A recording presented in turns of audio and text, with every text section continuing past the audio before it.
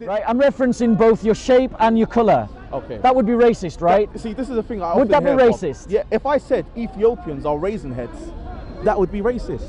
That's not what the Prophet, peace be upon him, said. When ISIS kidnapped Christians and had them as slaves, is it wrong or right? It was wrong. When the Ottoman Empire kidnapped Christians and made them slaves, is it wrong or right? There's probably some cases where it was wrong, yes. Probably, so there are some cases where it was right. This brother's position is that in war you can take Muslims and Christians and anyone else as slaves. Does anyone see the problem that none of them have a problem with slavery? If you know the transatlantic slave trade, you know that the Portuguese were the first Europeans to come to Africa and to torment and to destroy the lives of millions of people. Millions of people. So tell me you're proud. Tell me you're proud of the right to own people as property. But why? Can you please, this is about slavery. Can you please read about it? Yeah, next week you can talk to him. The Islamic slave trade has lasted for 1400 years and it is still going on today.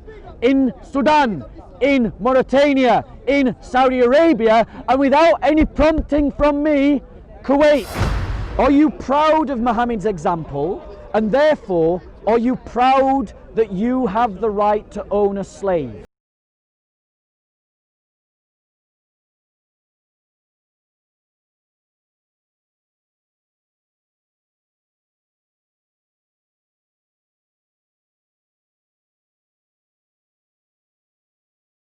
Are we good to go? Roll? Good to roll? Yeah. So I want to talk about 9 reasons why I am not a Muslim. 9 reasons why I reject Islam.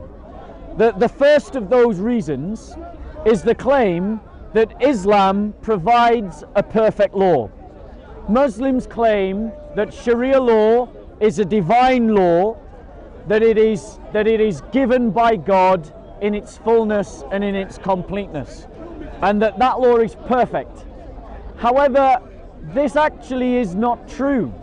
What really happens is that Muslim scholars will take some reference or some vague principle in the Quran and then construct how you apply that law to the world. An example of this would be the fact that in the Quran it talks about fasting. It says that you know the times of fasting by when you can tell the difference between black cotton and white cotton at the rising and the setting of the sun. However, what do you do about places like Greenland where there is no rising and setting of the sun? The way that Muslims have adapted their law is to speculate and to make up a principle that you either do it off the nearest country where there's a rising and the setting of the sun, or you can do it off Saudi Arabia, or that you do it off some other timing. But it's not clear from the text of the Quran or from the text of the Hadith that this is what you do. So what they are doing is they are inventing their law. Their scholars are inventing their law, and that's one example on something as fundamental as fasting. It is just the same as a Christian politician taking a Christian principle and applying it to a secular state and saying that because of this Christian principle we are going to apply Christian laws. So this is the first reason why I'm not a Muslim. The claim that Sharia law is a divine law is a lie. It is a falsehood. Sharia law is created by Muslim scholars based upon hadiths that were written later, and the Muslims themselves don't agree. Another reason why I am not a Muslim is because Sharia law does not provide a better society than secular law. Secular law in the West has provided a better economic justice, more social freedom, more social equality than Sharia law.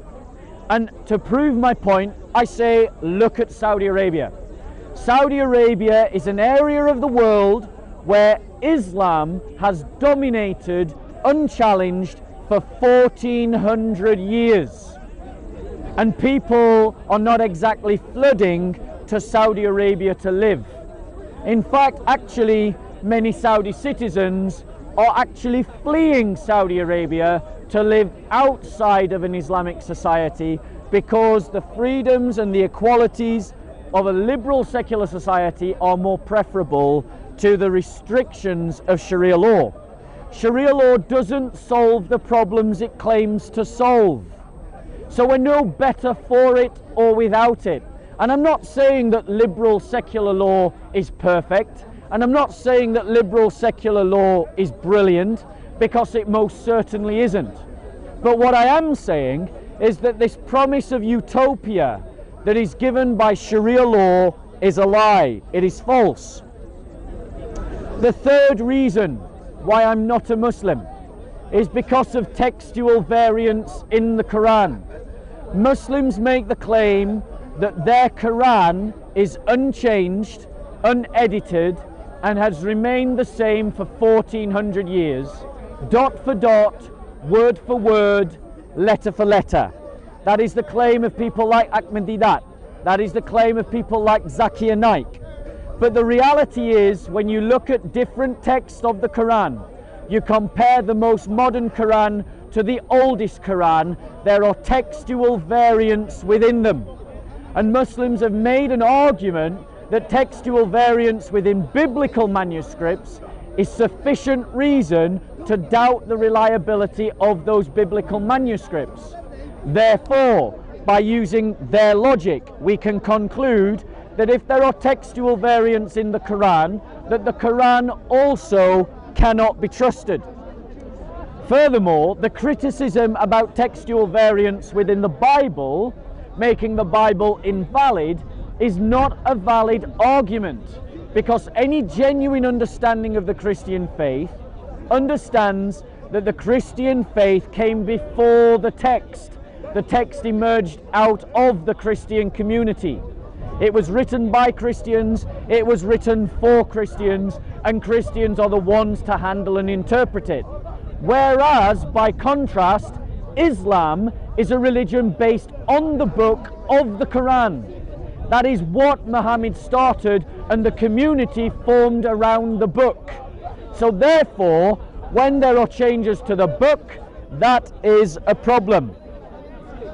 My fourth reason for continuing to be a Christian rather than embracing Islam is the false argument made by Muslims that because our understanding of our faith has evolved in terms of the way that we describe central doctrines like the Trinity, which the language of which was canonized at the Council of Nicaea, because of this development, that therefore our faith was invented.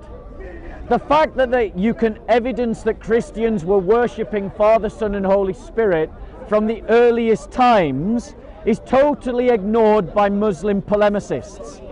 And it also ignores the fact that Islam underwent historical change. The hadiths are new, they weren't there at the time of Muhammad. The Islamic schools of law were new, they weren't there at the time of Muhammad. The fact is that Islam has developed. The theology of the Quran being an eternal book was something disputed by early Muslims known as the Mu'tazilites. And it wasn't until that disputation that Muslims came to the conclusion and canonized that conclusion that the Quran was eternal. So in Islam there is historical development, and yet Muslims say that any historical development is evidence that that religion can't be trusted. Furthermore, there is an inherent contradiction within Islam where the Quran says that on this day I have perfected your religion, which means that in the time of Muhammad the religion of Islam was said to be perfect. If something is perfect, why do you need to add anything to it? And yet we see in historical development things were added to Islam. Hadiths were added to Islam. Understandings of doctrines developed. These were not normative at the time of Muhammad, they came later. My fifth reason for not being a Muslim and for rejecting Islam is the irreliability of the hadiths. The reality is that despite all their rhetoric, despite all their claims about how isnad and hadith science and matin and the science of hadith guarantees that the hadiths are a reliable corpus of text, the reality is that Muslims themselves have no certainty. Muslims themselves are in disagreement about which hadiths can be trusted and which hadiths cannot be trusted. Shia and Sunni Muslims, whilst both making the same claims about the reliability of hadiths, do not agree about which hadiths can be trusted. They disagree, demonstrating the fact that they have no certainty. We see in the park on a regular basis Muslims chucking their hadiths under the bus.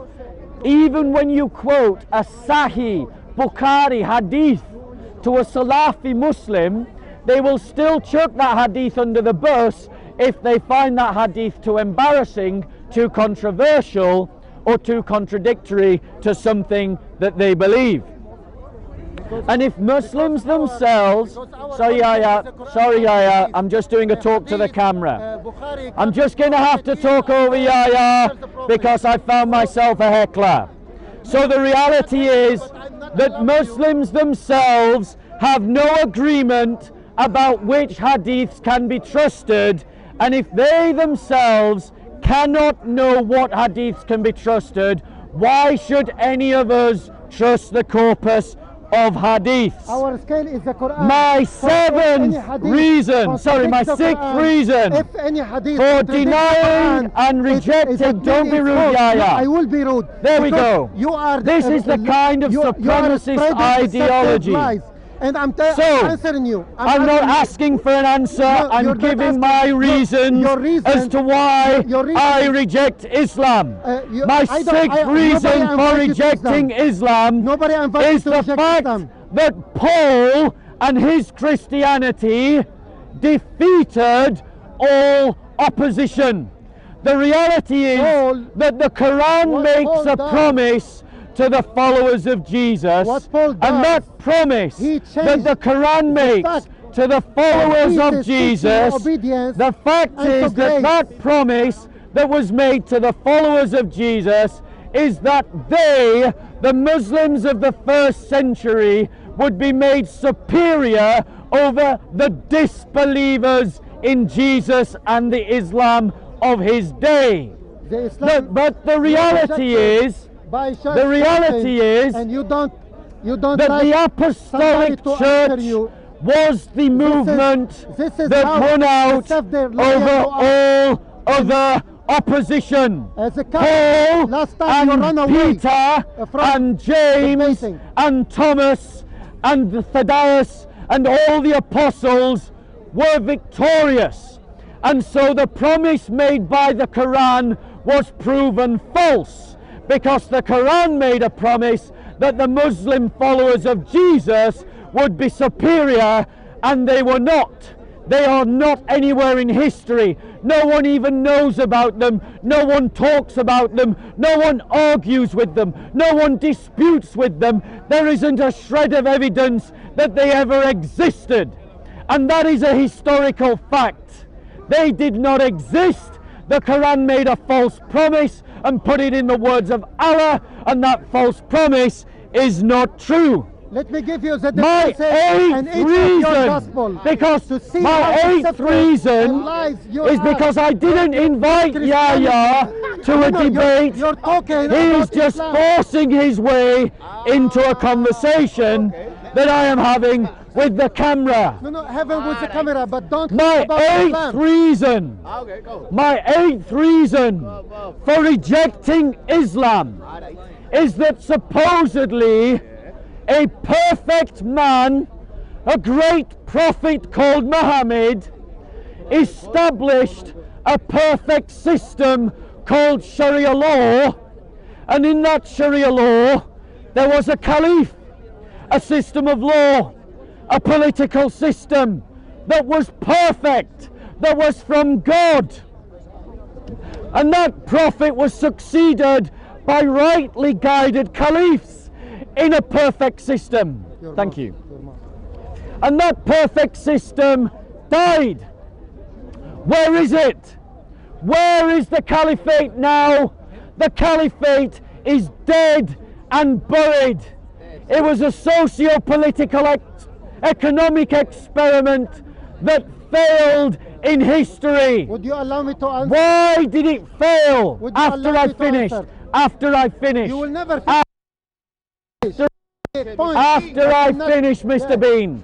Your patience, please. Is that The reason why you know my the name? caliphate failed is because it wasn't perfect, and it wasn't perfect because it wasn't from God, and it wasn't from God because Muhammad wasn't a perfect man, and he didn't establish a perfect system.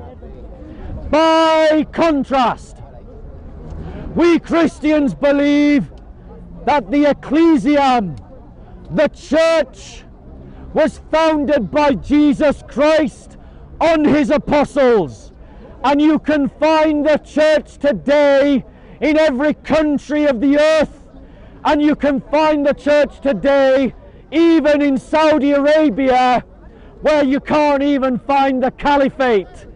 So the very place where Muhammad established his so-called perfect system, his socio-economic political reality, and where Islam has remained unchallenged for 1400 years, you can't even find the failed Islamic caliphate.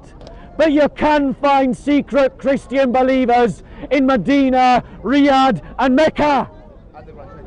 The underground church is alive in Saudi Arabia, where the caliphate is dead. And so we don't need Islam, we don't need a caliphate. What we need is Christ's church. But you can say the same thing about Mosques. My final reason, and then Mr. Bean can respond. My final reason for rejecting Islam is Muhammad himself.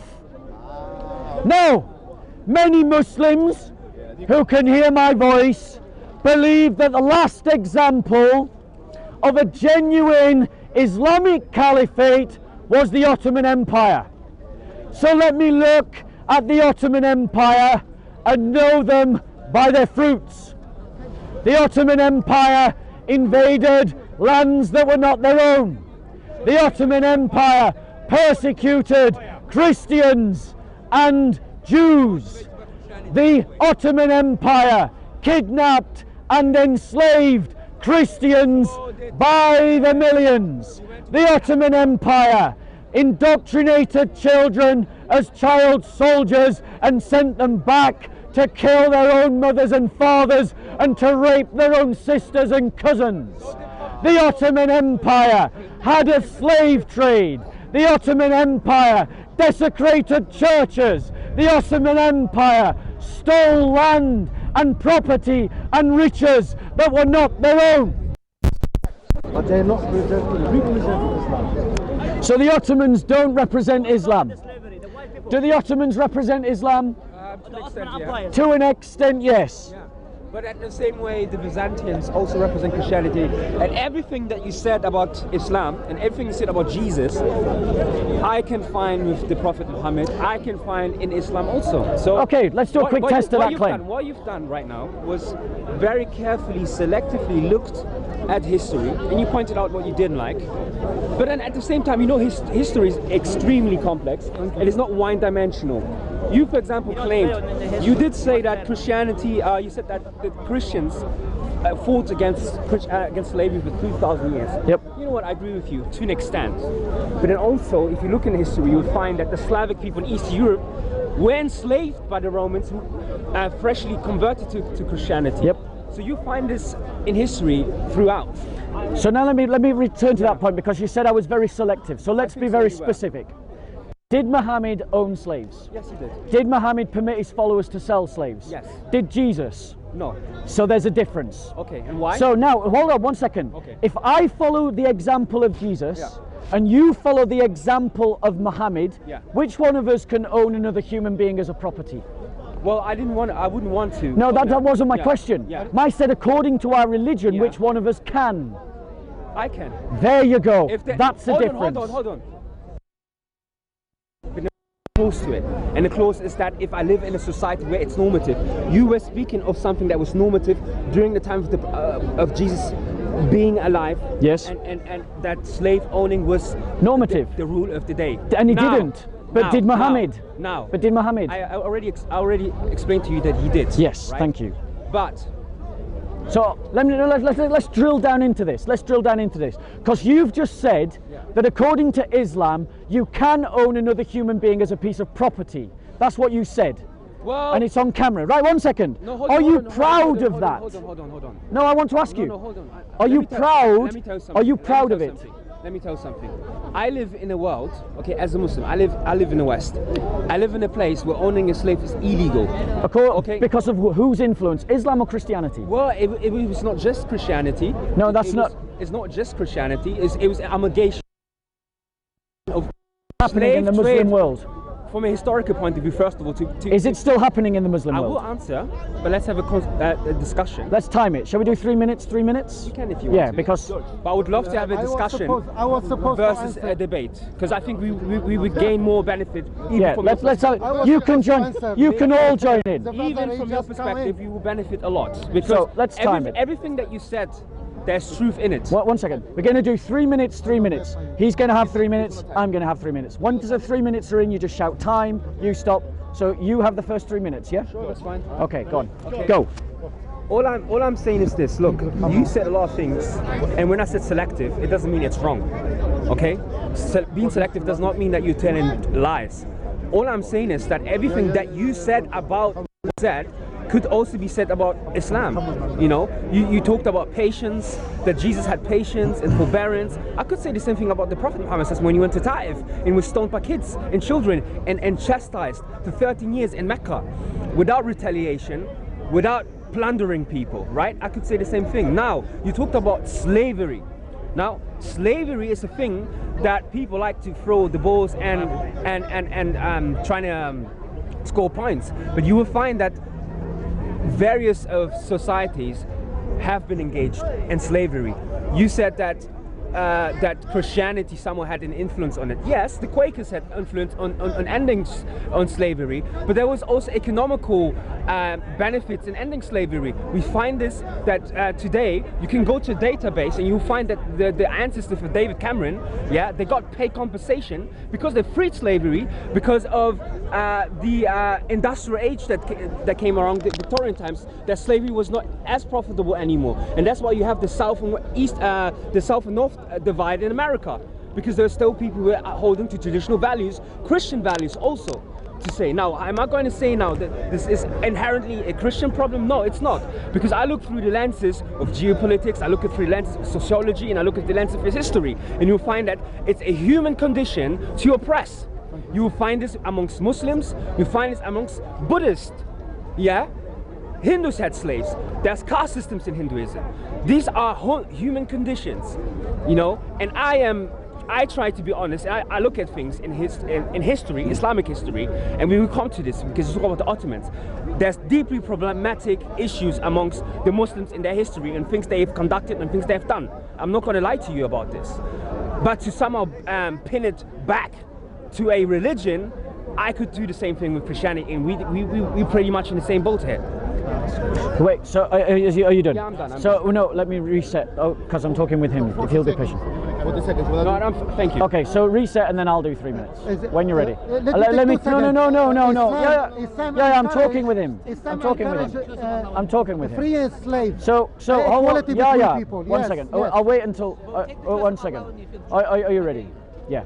So Yeah. my point to you is this. Yeah. My point to you is this. I know that every group of people in every civilization, from a socio-economic and political viewpoint, have done all the same crimes. Yeah. We're all guilty of the same things. Okay? Yeah. My point to you is that those things that we would recognize as wrong Yeah. Like the idea that my ancestors may have at some point owned your ancestors as slaves, we would both say is wrong, I assume. But I can validate that through my example of Jesus. You cannot validate that argument through your example of Muhammad, because as you have already admitted, Muhammad did have slaves. Muhammad did permit his followers to have slaves. And because you esteem, one second, I did not interrupt. So, but then what you are saying is Muhammad is the best of examples, which means that which Muhammad did is normative to you. And when we look at the Quran and the Hadiths, what we see in Sahih al-Bukhari is Muhammad sanctioning the use of slavery. We see in the Quran the sanctioned use of slavery. And because you believe that that is eternal for all times and all people and all places, you can't get away from that reality. Brother, can you tell me when I've got 1 minute left, please? Now, my point to you is, if we are saying that in our conscience and in our intellect, we recognize that me owning you as a slave, or you owning me as a slave, is a moral evil, then it follows that our preeminent example, our last example, should be the one that lays the groundwork for that to collapse. But what we see in Islam is quite the opposite. Christianity fought against slavery multiple times. We abolished slavery in England. The first time was in 1068 or 1069. That was centuries before Islam ever abolished slavery. In the Islamic world, the slave trade happens today. Now let me ask you this question in closing, because I'm coming to the end of the minute. Please answer this in your 3 minutes. Are you proud of Muhammad's example, and therefore are you proud that you have the right to own a slave? That's the question I would like you to address. Because as a Christian, using Christ as my example, I could never claim that. So, over to you. Okay. First of all, when we talk about slavery, we must be very careful that slavery does not manifest itself everywhere the same. Okay, Roman slavery and the rights of the slaves during the Roman times is going to be a totally different reality to the slavery during the Egyptian time. Now, the slavery or the transatlantic slave trade, it cannot be compared to the slave trade that took place amongst the Ottomans. And I'm not saying either of them are better or worse, but I'm just saying the manifestation of it is totally different. Now, when we say slavery, most people would think of Africans being taken, being kidnapped, and taken to the New World, right? And then that's the backdrop that we have, and then we think of the Prophet Muhammad ﷺ, and then we think that he did similar, or that's the slavery that was the manifestation of his time. Now, I can give you hadiths right here on how badly people who weren't Arab or people who weren't associated to particular tribes were treated because they were slaves. Okay? The way I understand Islam, my personal way I understand Islam is that Islam comes to a society and tries to filter out the ills. And equally, if you say to me that a hadith with the Prophet ﷺ, to your interpretation, encourages having slaves, you also have to then say there are also hadiths where the Prophet ﷺ discourages slaves and makes manumission or the freement of slaves a very core activity for people. How does he do that? By telling people that if you free a slave, this is your reward. Thank you. Such and such. Freeing a slave is an equivalent, like you won't never be able to repay your father unless you free a slave, for example, things like that. There's many things in the Quran as well, encouragement of freeing people from this bondage. So Islam comes into a time where, as you said, it's normative. It tries to filter out all the ills of it. However, you need to understand that 7th century Arabia is a place where tribes subjugate and wars and fight, and these things are just a reality that did not change during the lifetime of the Prophet, clearly. Thank you very much. Okay. I didn't answer your question, by the way. You didn't. No, yeah, can I add to no, him? bro, no, because we're doing a time debate. So, when you're ready. So, the fact of the matter is, if Islam came to filter out the ill and to build up the good, it has failed. Because in 1400 years, Islam never stopped slavery until it was pressured to, the Islamic world was pressured to by the Western world. Perfect. It was the Western world that pushed the Islamic world into abolishing slavery. There was no internal movement within the Islamic world to abolish slavery. There never has been, and there never will be. Because if you say that you're going to abolish slavery, you're going to have to say that Muhammad did things that were wrong, and therefore he isn't the best example. Let me just give you some examples of Muhammad. Sahih al-Muslim, book 015, number 4122. Sorry, 4112. Imran B. Hussein reported that a person who had no other property emancipated 6 slaves of his at the time of his death.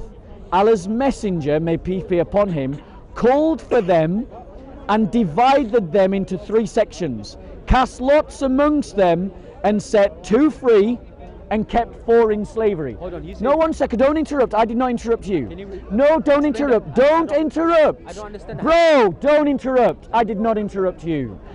Muhammad had people that were set free and he put them back into slavery. That's your example. This is what Muhammad did. Sahih al-Bukhari, volume 3, book 41, hadith number 598, narrated by Jabir. A man manumitted, that means to release, manumitted a slave, and he had no other property than that. So the Prophet cancelled the manumission. He cancelled the release of the slave and had him brought back into slavery and sold the slave for him. Here's another example of Muhammad, narrated by Anas bin Malik in Sahih Bukhari, volume 8, book 80, number 753. The Prophet said, "The freed slave belongs to the people who have freed him." So even when you're set free, you're still owned in the wider context by the slave owners. The reality is that Christians were fighting against slavery in the classical period. They would sell, I'll give you some examples, and in my next 3 minutes I'll give you examples. We abolished slavery in England in the 10th century. In the 10th century, that's when the Islamic slave trade was ramping up. You talked about Janissaries and the Ottoman Empire. Let me tell you what it looked like for my people, the Christian peoples of Eastern Europe. The Ottoman Turk would ride in and demand our children.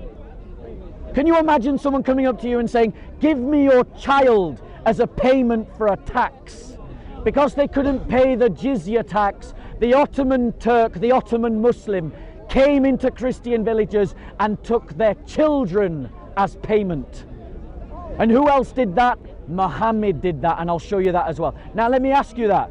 Do you agree with taking people and distributing them as the possessions amongst the believers? So you've got two questions. Are you proud of your right to own another human being as a piece of property? Are you proud of it? 2, do you agree with the idea of distributing people amongst the believers as possessions like your Prophet did? Okay. How long is left? 3.5. Have I still got a bit of time? Okay, your turn. Start again, 3 minutes. Okay. So he asked me if I am proud to own slaves, right? That's what you said. You're proud of your right to own Right slaves. to own slaves. Okay, good. Okay, and then you also said that the second question was, can you say? Second question was, do you agree with the idea of taking human beings and distributing them amongst the believers as property like your Prophet did? Okay, so my understanding of Islam and its law and the way it's understood is not static. So I'm not someone who believes that because there was a time where people were doing that I have to necessarily do that, and that's somehow my attendance of me entering paradise. That's not what Islam for me is. I look at Islam and I understand Islam in a context of the zeitgeist I'm living in. I live right now in the UK. I'm originally from Africa. I live in the UK. And let him talk, bro. Let him talk. Now, of course, you're going to have things like that.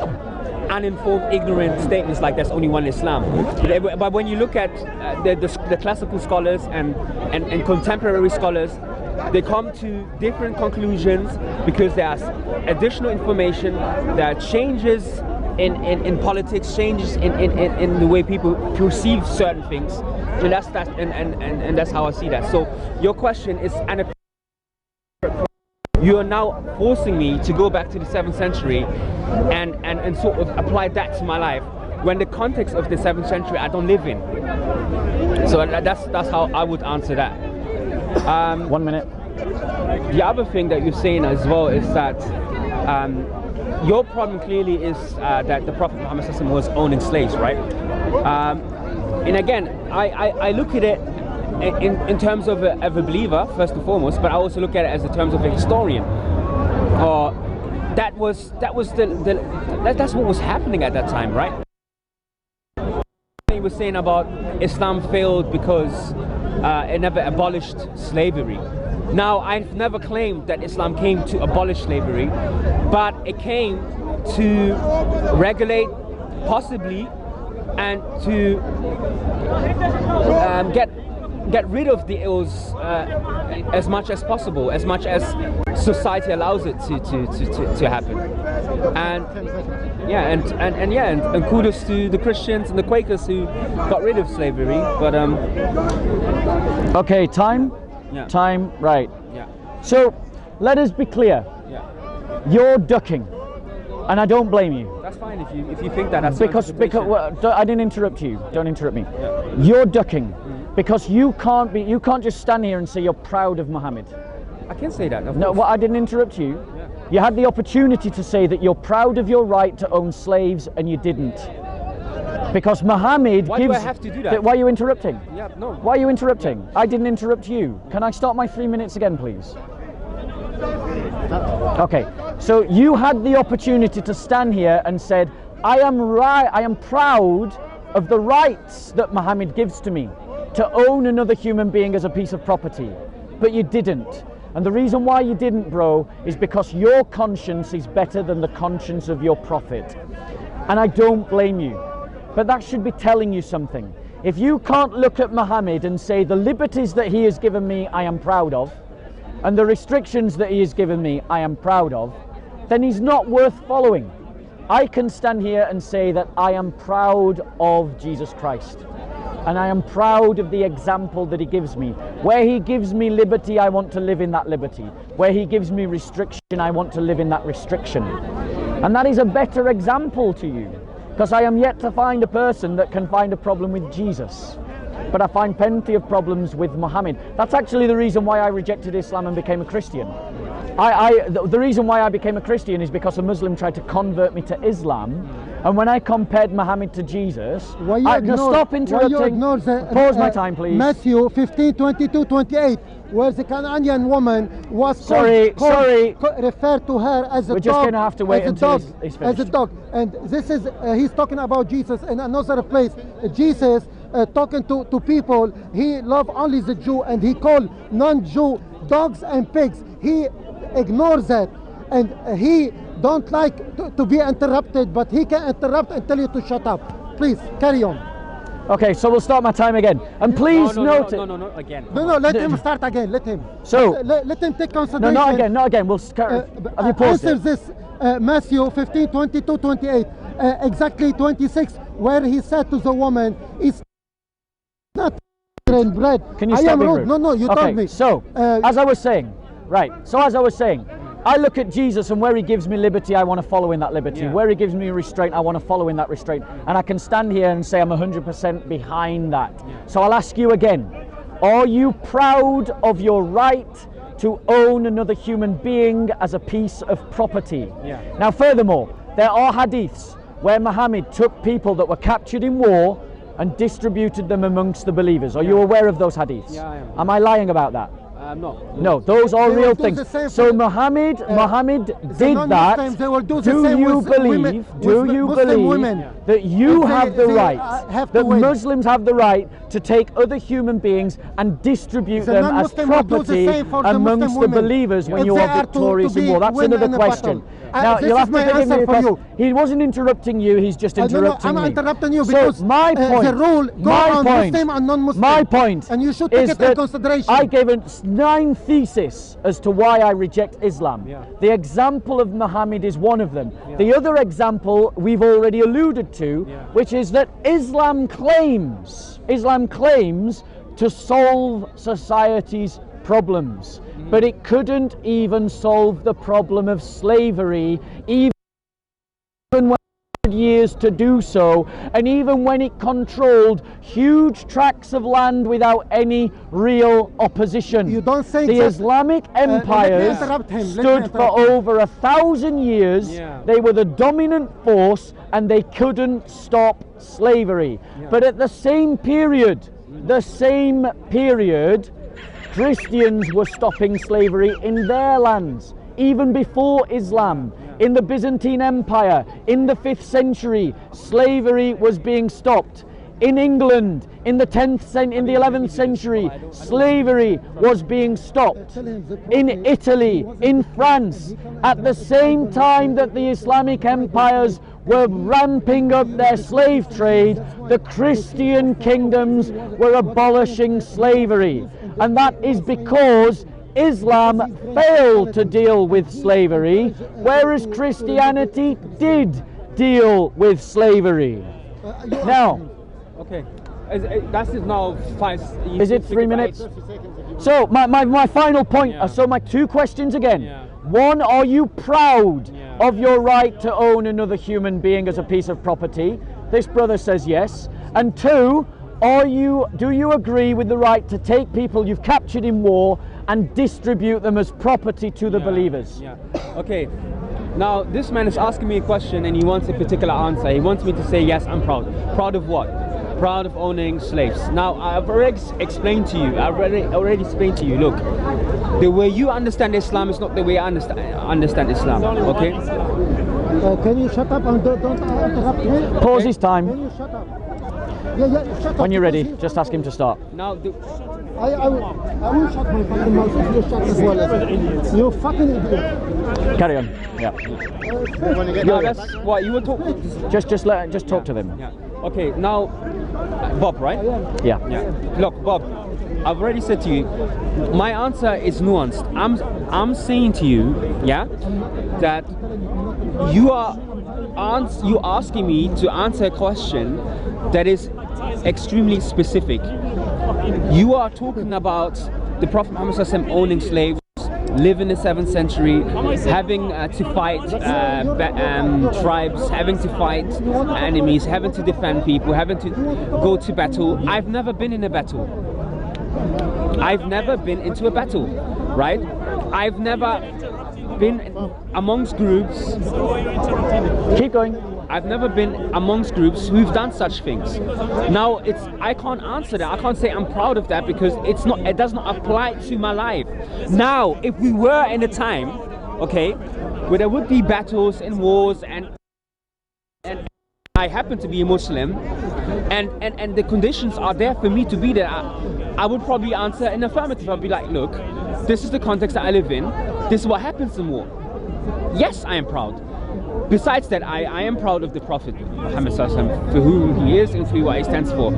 The second question, what was the second question? Sorry, what was the second question? The second question was, do you believe that distribution. captured people in war can be distributed Yeah. as property to the believers, Okay, Muslim believers? Okay, you see, that's a very nuanced question that you're asking me. Now, we live in a time today where there's international laws, where there's sovereign countries.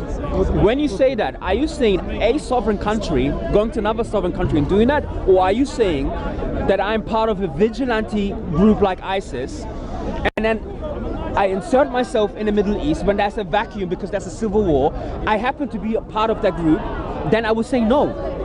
So you see, the question that you're asking me are very nuanced. Because we live, again, because it's specific to the time that we live in.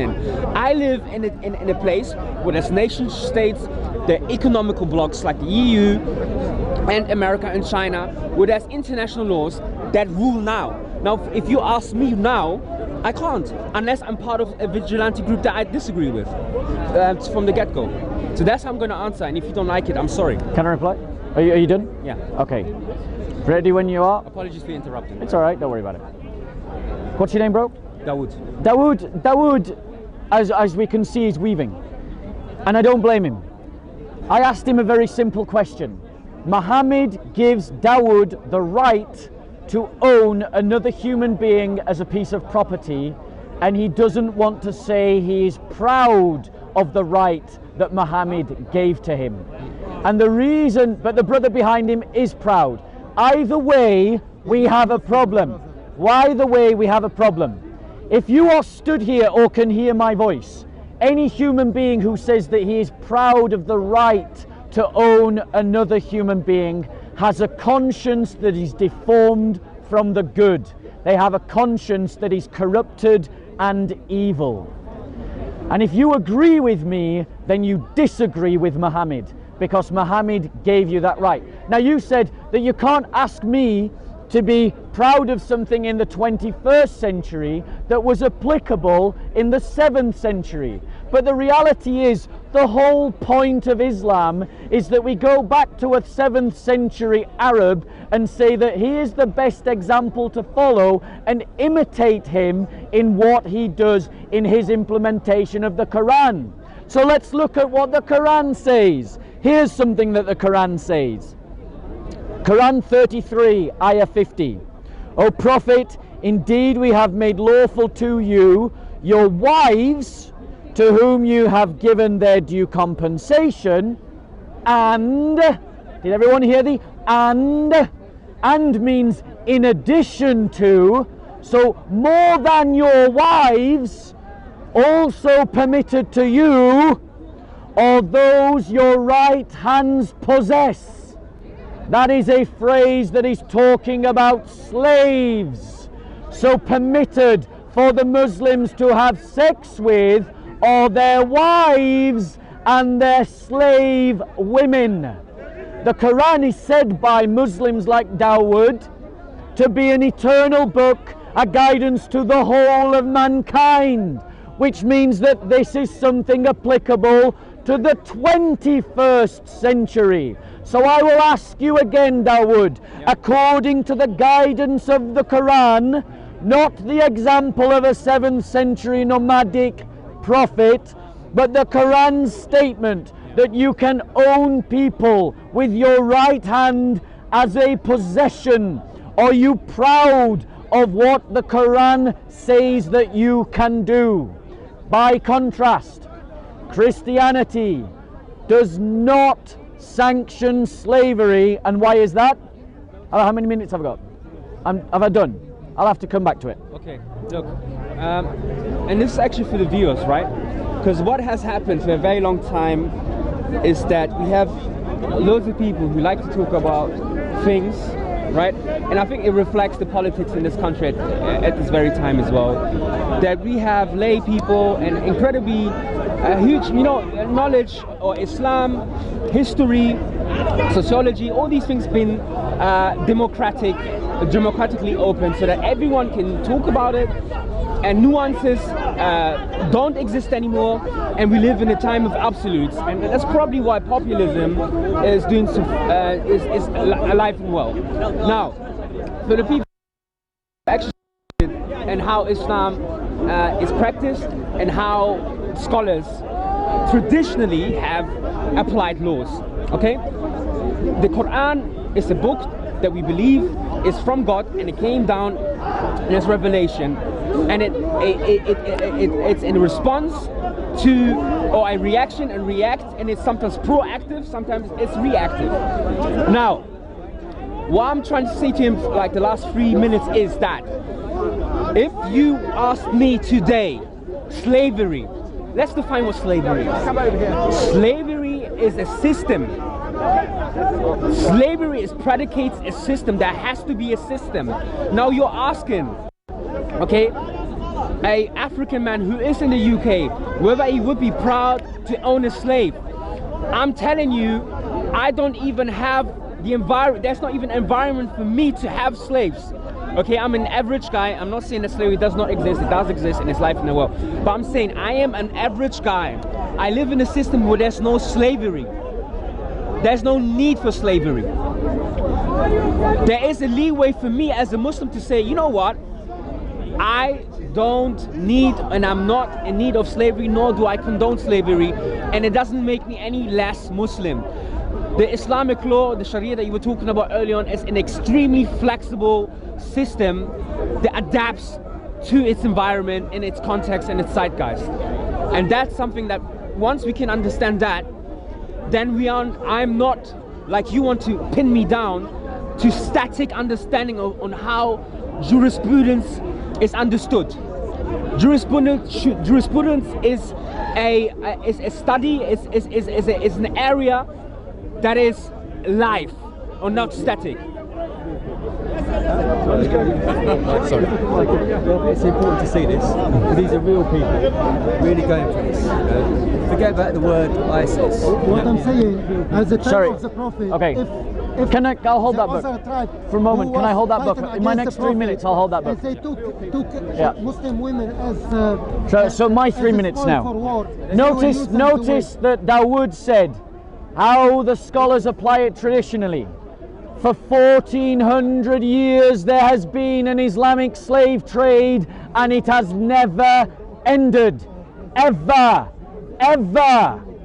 Islam failed. If you say that slavery was wrong and Islam came to abolish that which was wrong, then Islam is a failure, because Islam never abolished the slave trade. By contrast, and it didn't just fail in its failure to get rid of the slave trade, it failed in the caliphate. The caliphate doesn't even exist anymore. The reality is, Daoud, when he suits him, is saying, I don't want to follow Muhammad's example. And when it doesn't suit him, he says he wants to follow Muhammad's example. By contrast, Christians like Saint Ovidius would sell, this is in the classical period, so this is in the Roman period, would sell themselves into slavery and then would use the money that they raised to free slaves. Christians like the Mennonite brothers, during the European slavery, went to the Caribbean to preach the gospel to slaves. They wanted to sell themselves into slavery so that they could share the suffering of the slaves. Now, regardless of these individual examples that we can point to, it boils down to the paradigm of Muhammad or Jesus. Jesus never had slaves, and he is my example. The Old Testament talks about slavery, much like the Quran talks about slavery. But we Christians understand the Bible through a covenant paradigm, which means that the old covenant law doesn't carry into the new covenant law, except and as the new covenant law transforms and embraces it. And nowhere in the new covenant can slavery be justified. Perfect. However, Islam in the Quran, verse after verse, justifies slavery. Muhammad justifies slavery. That is the example that Daoud faces. And his conscience is telling him that it isn't Muhammad that is the best example, but that it is Jesus Christ. History tells us that the caliphate set up by Muhammad doesn't exist anymore, but the church founded by Jesus does. So that which was established by Jesus has stood the test of time, and that which was established by Muhammad has not stood the test of time. Are we done? Okay, so first of all, you said something at the beginning. You said that so Islam came and it has basically failed to abolish slavery in 1,400 years, and it's still going on.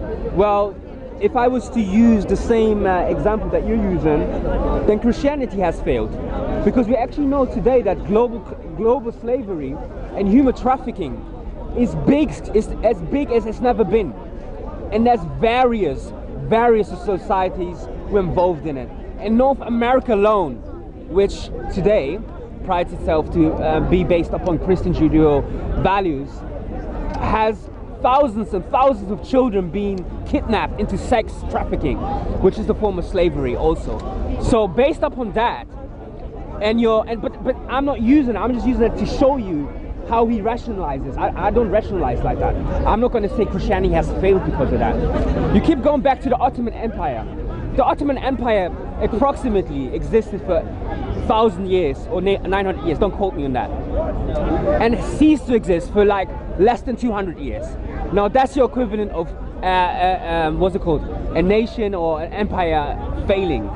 And again, it shows me really that you're illiterate when it comes to history and your understanding of history, that empires do exist, they come back, and they come and they exist in different forms. Now the other thing that you need to understand is this: there's a hadith where the Prophet Muhammad actually prophesied it. He said there will come a time where you will have a king, and then you will have a ruler, and then you will have politicians ruling. And I'm just paraphrasing this hadith.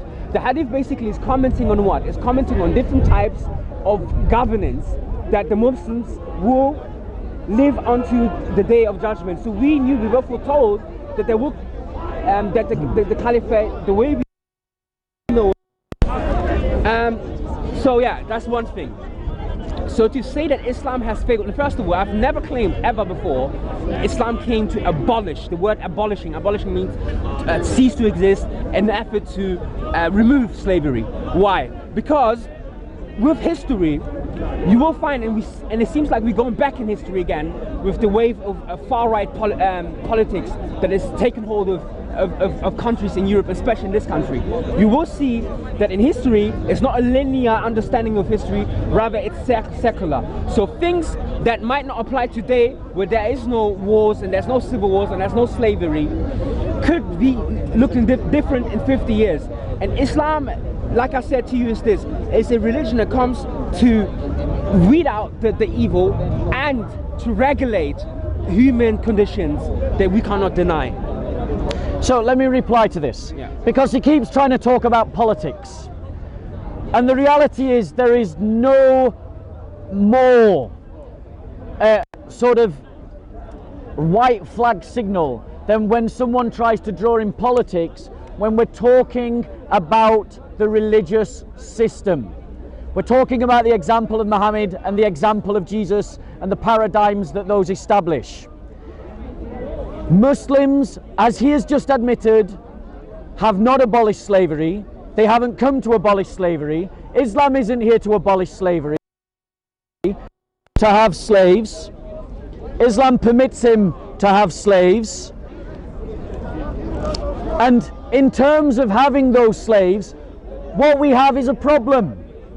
We have a problem of a system that will license the owning of other human beings as a moral good.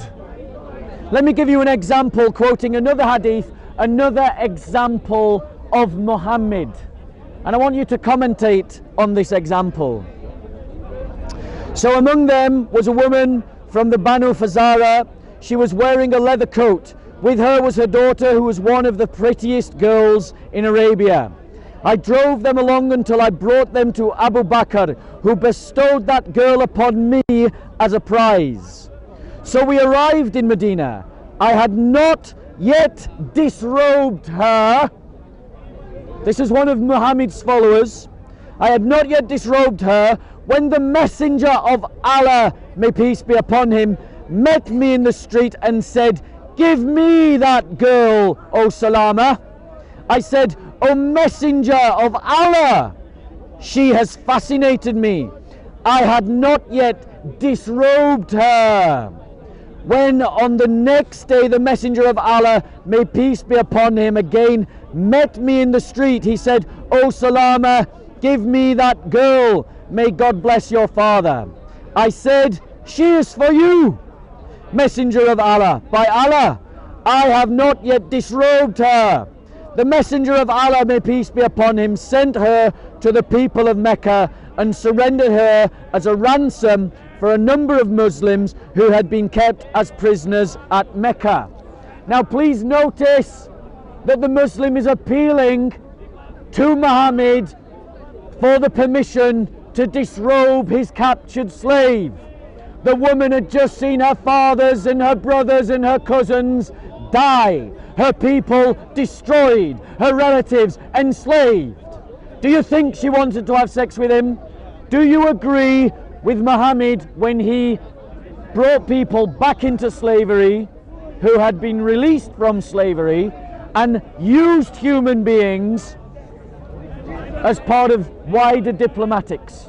Okay, so basically he said to, just before he started, he said, why is it that I bring politics into it? Why am I bringing all these other elements that...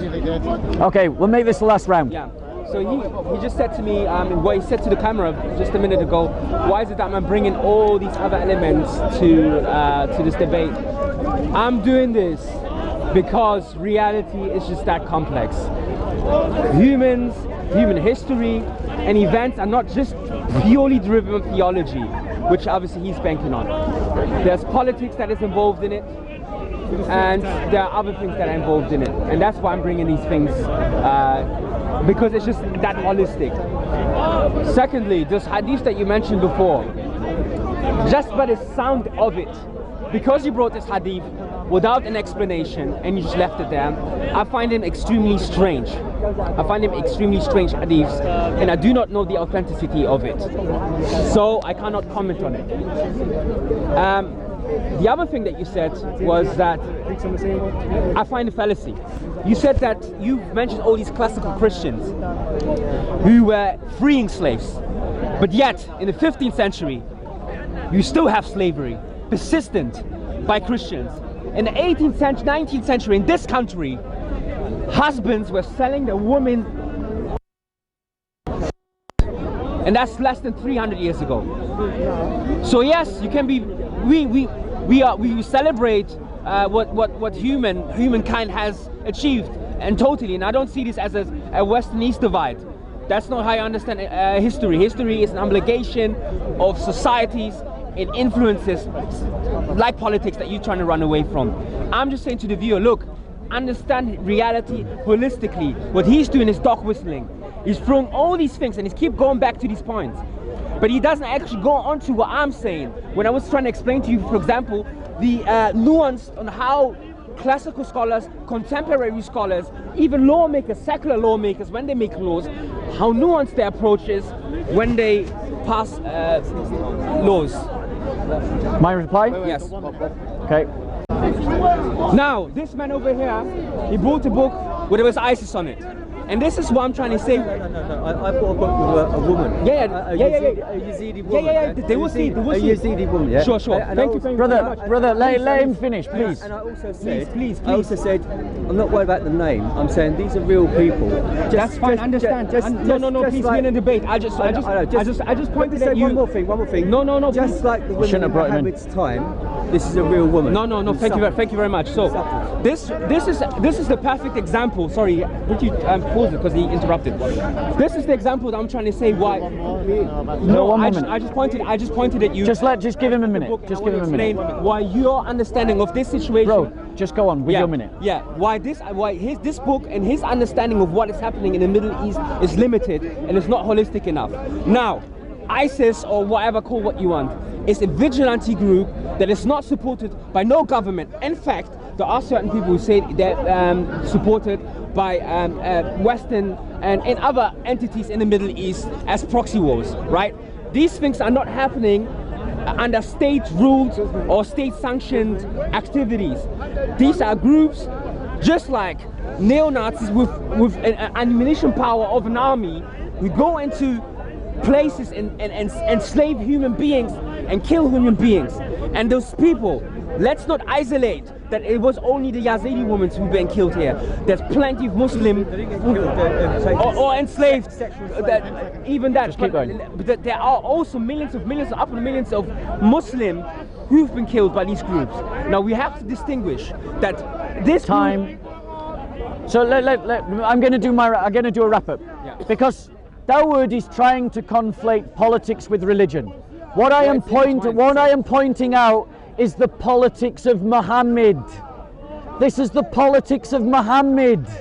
Muhammad had the opportunity to abolish slavery. Muhammad had the opportunity to tell his followers, free all your slaves. Muhammad had the opportunity to say it is not permissible to you to buy or sell slaves. I mean, he did it with alcohol and he did it with bacon. If you can do it with alcohol and bacon, you can do it with human beings. But he didn't. And he didn't because it didn't suit him to do so. And the fact is that for 1400 years, since the time of Muhammad, Muslims have peninsula. It's not like the Byzantines successfully invaded it or the Crusaders successfully invaded it. The Muslims owned it all to themselves for 1400 years, and in the entirety of that time they never stopped slavery. Why? Because they had no legitimate reason to from an Islamic perspective. Perfect. But every single century I can point to Christians fighting against slavery, including in the time when Christians were committing slavery. Christians abolished slavery in this country, Daoud, in the 11th century. So why did it continue? It started again. It's something different because of the Enlightenment, because Christians in Europe started to abandon their faith, and as they started to abandon their faith because of the Enlightenment, that's when you see slavery start again. It's as Europe moves away from Christianity that you start to see slavery re-emerge. If you knew European history, you would know that, but you don't. Correct. I did not interrupt you. I did not interrupt you. In the 16th century, we were Christians. I did not interrupt you. So, my point to you is, Daoud, you've asked on multiple occasions, are you proud of the rights that Muhammad gave you? You dodged the question. I've answered it. Well, the cameras will see. I had to ask you multiple times. You haven't answered that question. I am proud of the example of Jesus. Every right that he has given me, I want to celebrate and do. And everything that he has prohibited me, I want to stop doing. Muhammad gave Muslims the right to own other people as property according to Sharia law, and you couldn't say you were proud of that, and that is your conscience telling you you need a better prophet, and his name is Jesus. Why are you not actually saying what I said to you? It's like almost ignoring it. It's not good. Tell me you're proud. Tell me you're proud of the right to own people as property. But why? Can you please, this is about slavery. Can you please read about it? Yeah, next week you can talk to him. Look. Tell me you're proud of it. Look. Tell me you're proud to own another human being as a piece of property. Criteria for me? Why are you setting criteria? Why am I supposed to follow your criteria? Okay. To begin with. This is an Islamic criteria. Huh? Muhammad gave you the right to own another human being as a piece of property. Okay. Are you proud of that right? So if I don't do it, I'm not a Muslim. Is that what you're implying? No, I'm just asking you if you're proud of it. No, but that's what I'm trying to say to you. I'm saying to you, it's not necessary for me to be proud of it. Are you proud of the right? It's not necessary for me. It does not make me a Muslim. It does not define my religion and my belief to God. So Muhammad doesn't define your religion? It's not necessary. Muhammad doesn't define your religion? Slavery and its laws that came with it are reactionary. You have just said, Muhammad, provisional. you have just said that it is not necessary to your religion. It's not necessary for me to believe Is that Muhammad your normative example? Yeah. Did Muhammad have slaves? Yeah, but did Muhammad trade in slaves? The Prophet Muhammad had also 7 wives. Am I allowed to have 7 wives because of that? No. Are you permitted to have slaves? I am. If I live in a context where it is, I am. Yes. Are you proud of that right? Why should I be proud of it if it's not applying to me? Brother, can't you hear your conscience? The reason why you can't say it is because your conscience is telling you you need a better prophet. Okay, no, I'm not saying that. Look, I'm just trying to explain to you is this. Look, I've already actually answered your question. I said, look, if I live in a scenario where it's normative, then yes, of course I'm going to be proud. And who makes it normative? I'm not going to society. And what dominates that society if it's Islamic? Well, no, it's not just Islamic. No, hold on. It's not just Islamic. If you've just said society normalizes it, I agree with you. Yeah. So if Islam is the dominant force in society, Yeah. then slavery becomes normative. Possibly, not always. Right. Do you not see a problem with that? Well, why? Why would You talked about ISIS. You said that they're this rogue vigilante group. Yeah. They had slaves. The Ottoman Empire had slaves. Yeah. Muhammad had slaves. Do Yeah. you see the line there? Yeah. So when ISIS do it, is it wrong? It's wrong because. When the Ottomans do it, is it wrong? No, but hold on. Are you comparing ISIS No, to the no. Ottomans? Yes. How? When I'm on slavery. When Not I on slavery, because no, you don't know. I'm doing it using slavery. When ISIS kidnapped Christians and had them as slaves, is it wrong or right? It was wrong. When the Ottoman Empire kidnapped Christians and made them slaves, is it wrong or right? There's probably some cases where it was wrong. Yes. Probably. So there are some cases where it was right. Right. So there you go. That's the problem of Islam. And why do you say it's right? Because when Muhammad did it, was it right or wrong? When Muhammad did it, was it right or wrong? I'm saying that. I'm saying. When Muhammad did it, Let me Daoud, answer the first question was with it the right or Ottomans. wrong? Let me ask it with the Ottomans. You did. You said it was right. Yeah, but let me explain why. But the reason why is because the Ottomans was an autonomous state that was respected throughout the globe. No, they weren't respected. They were hated. Yes, they were. They were hated. They were respected throughout the They globe. were hated. So you're telling me about all these travelogues of these diplomats who went to the Ottoman periods are like what made up? The Ottomans were seen as enemy That's of possible. countless cultures, That's of countless possi- peoples. that's- They were a despised empire No, that's because they were a No, that's despicable not empire. true. So what? That's not true. So what What about? about the Roman So what? Empire?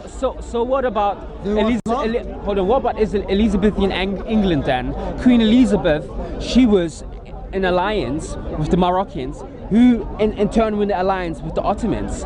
So that's what I'm trying to say. You have to be very careful how you portray history. Another thing, the Ottomans weren't possibly not liked because they're the enemy or they're their rivals. Who likes their rivals anyway?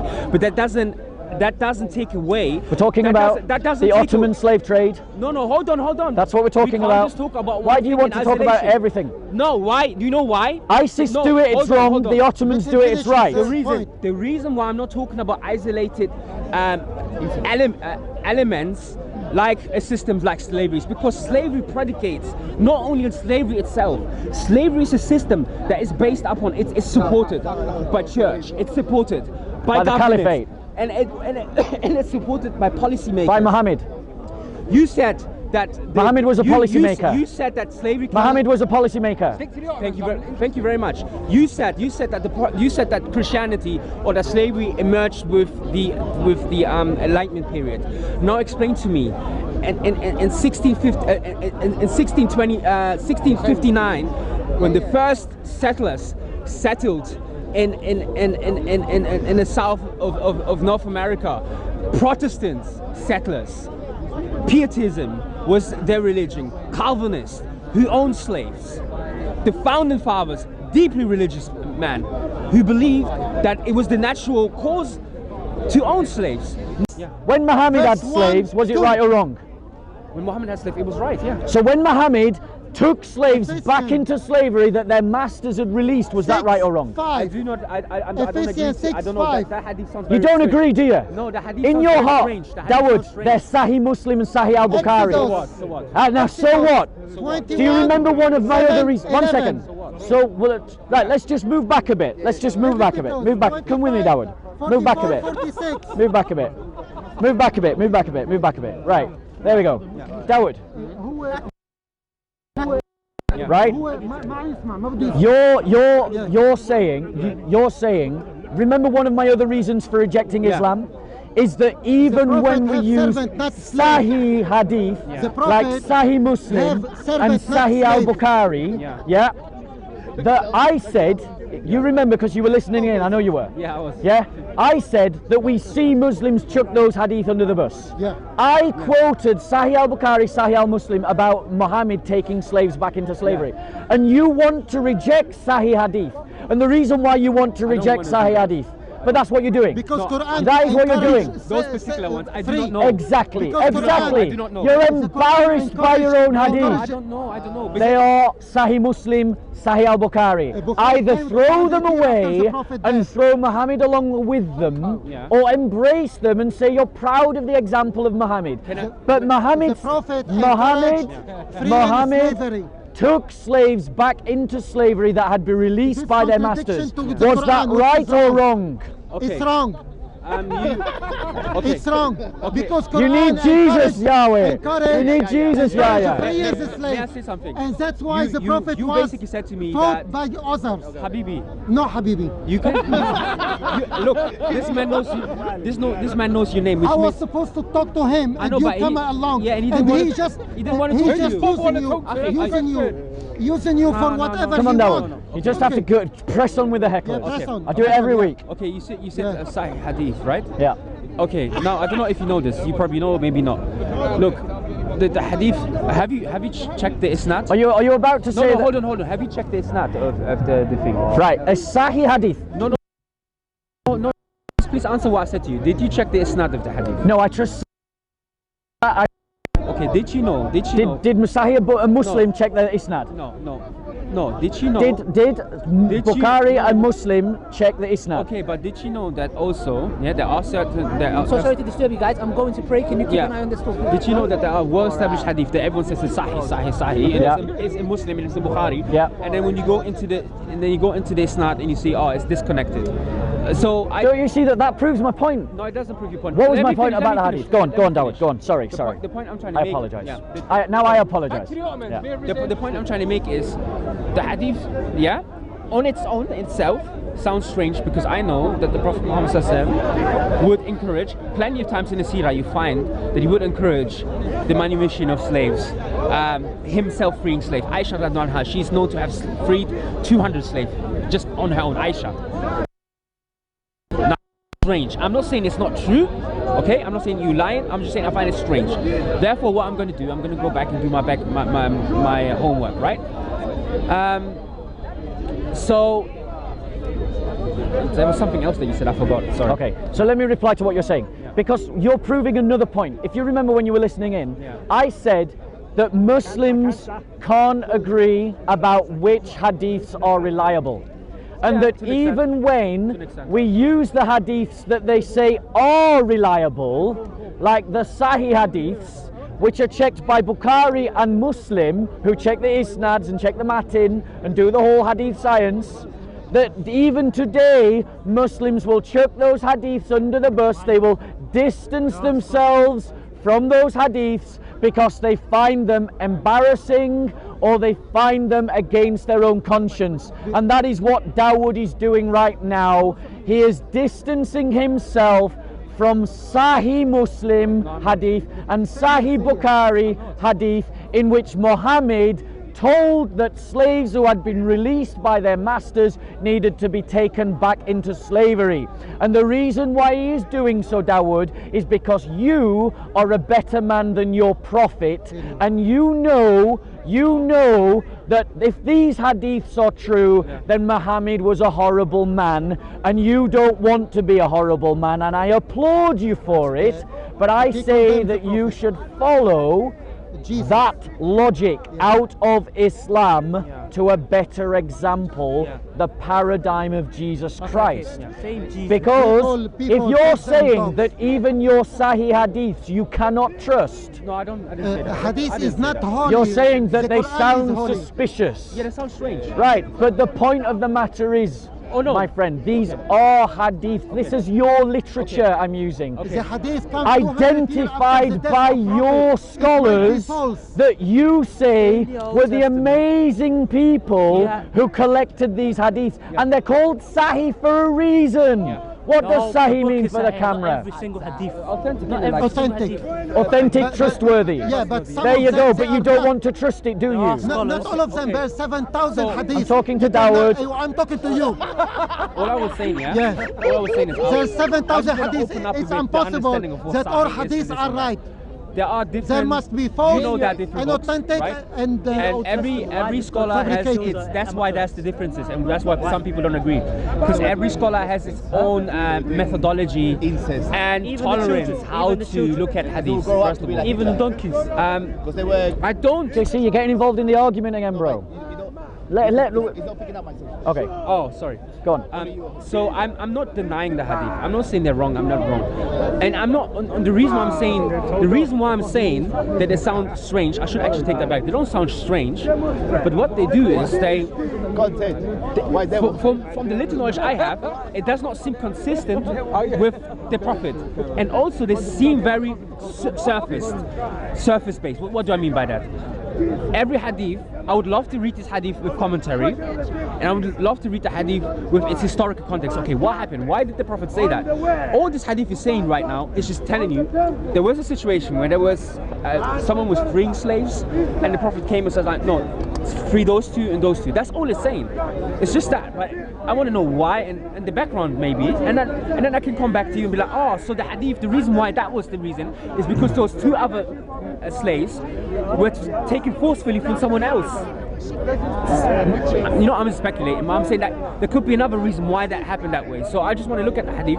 I'm not denying them. If they're Sahih, we say they're Sahih Bukhari, then they're probably And authentic. Sahih Muslim. Yeah, Sahih Muslim. They're probably authentic.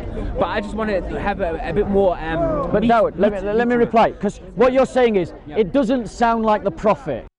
It sounds suspect because it doesn't sound like the Prophet. Not consistent, yeah. But well, I mean, firstly, that's another problem with the hadith literature is it's full of inconsistencies. Yeah. But the second problem with But that, that's due to my the knowledge, second because I don't problem know with every that, hadith. the second problem with that Yeah. is also the Sirat literature confirms that Muhammad practiced slavery. Yeah. The Sirat literature confirms that Muhammad tortured people. The Sirat literature, yes, the Sirat literature confirms that Muhammad had people assassinated. The Sirat literature confirms that Muhammad waged war against other people. So if you're going to, and also Daoud, Yeah. the fact of the matter is, if you go and use Sirat literature in the game of trumps with Hadith literature wins over Sirat literature. Hadith literature is what you use to understand the Quran, not Sirat literature. Yeah. So your defense is weak, but your defense is also flawed, because what you're really saying is, I don't want to believe that Muhammad is the kind of person that would take a slave back into slavery after he's been.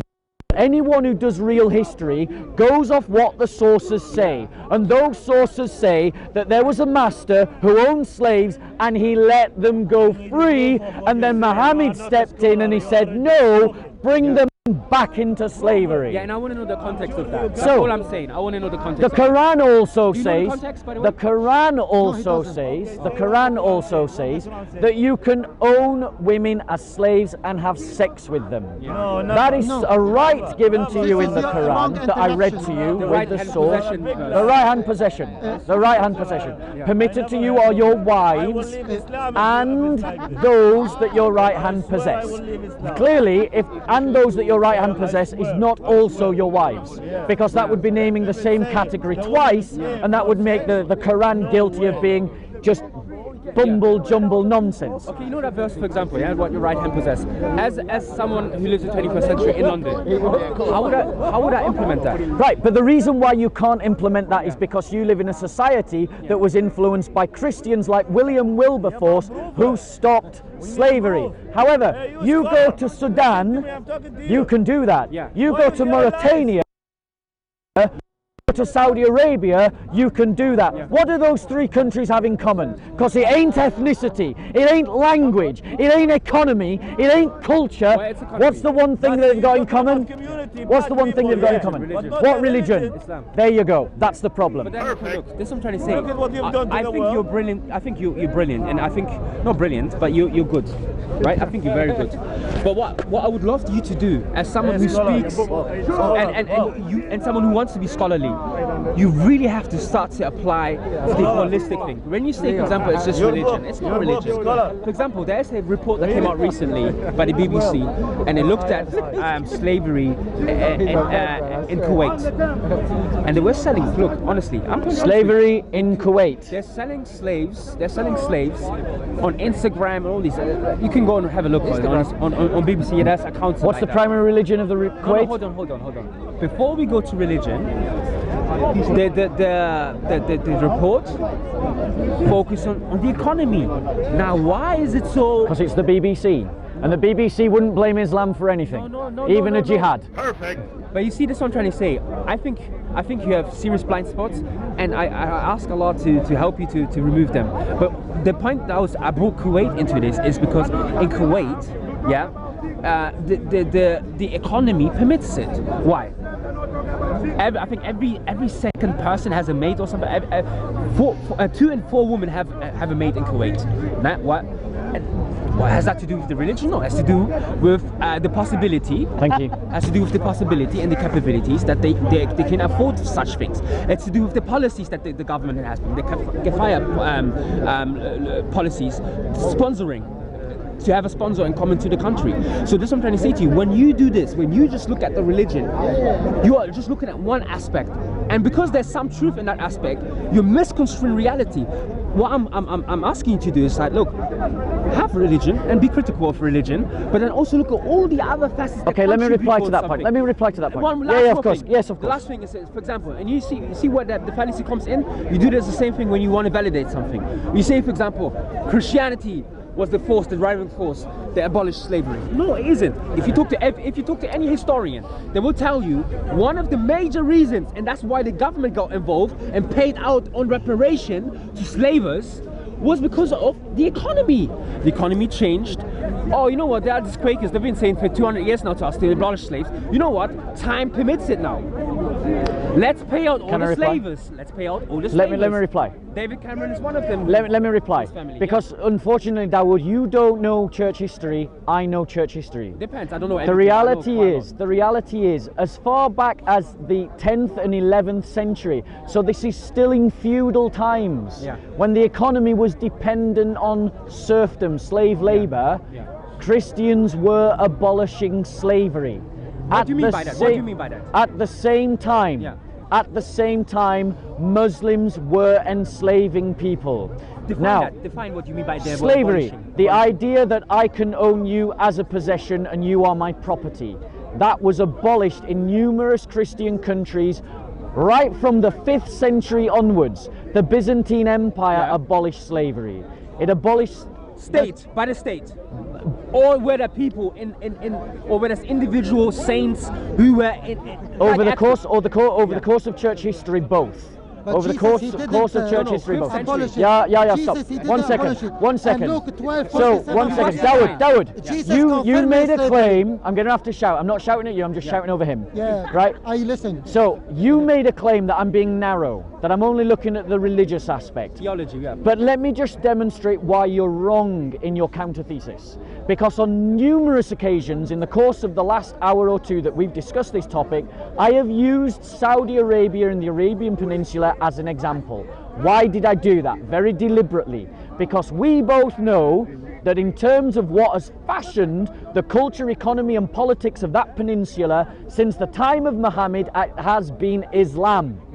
Which means that in that region of the world, if Islam had the ability and rationale to abolish slavery, you would be able to point to the example of Saudi Arabia as having done so, and at no point at any time has it or have you.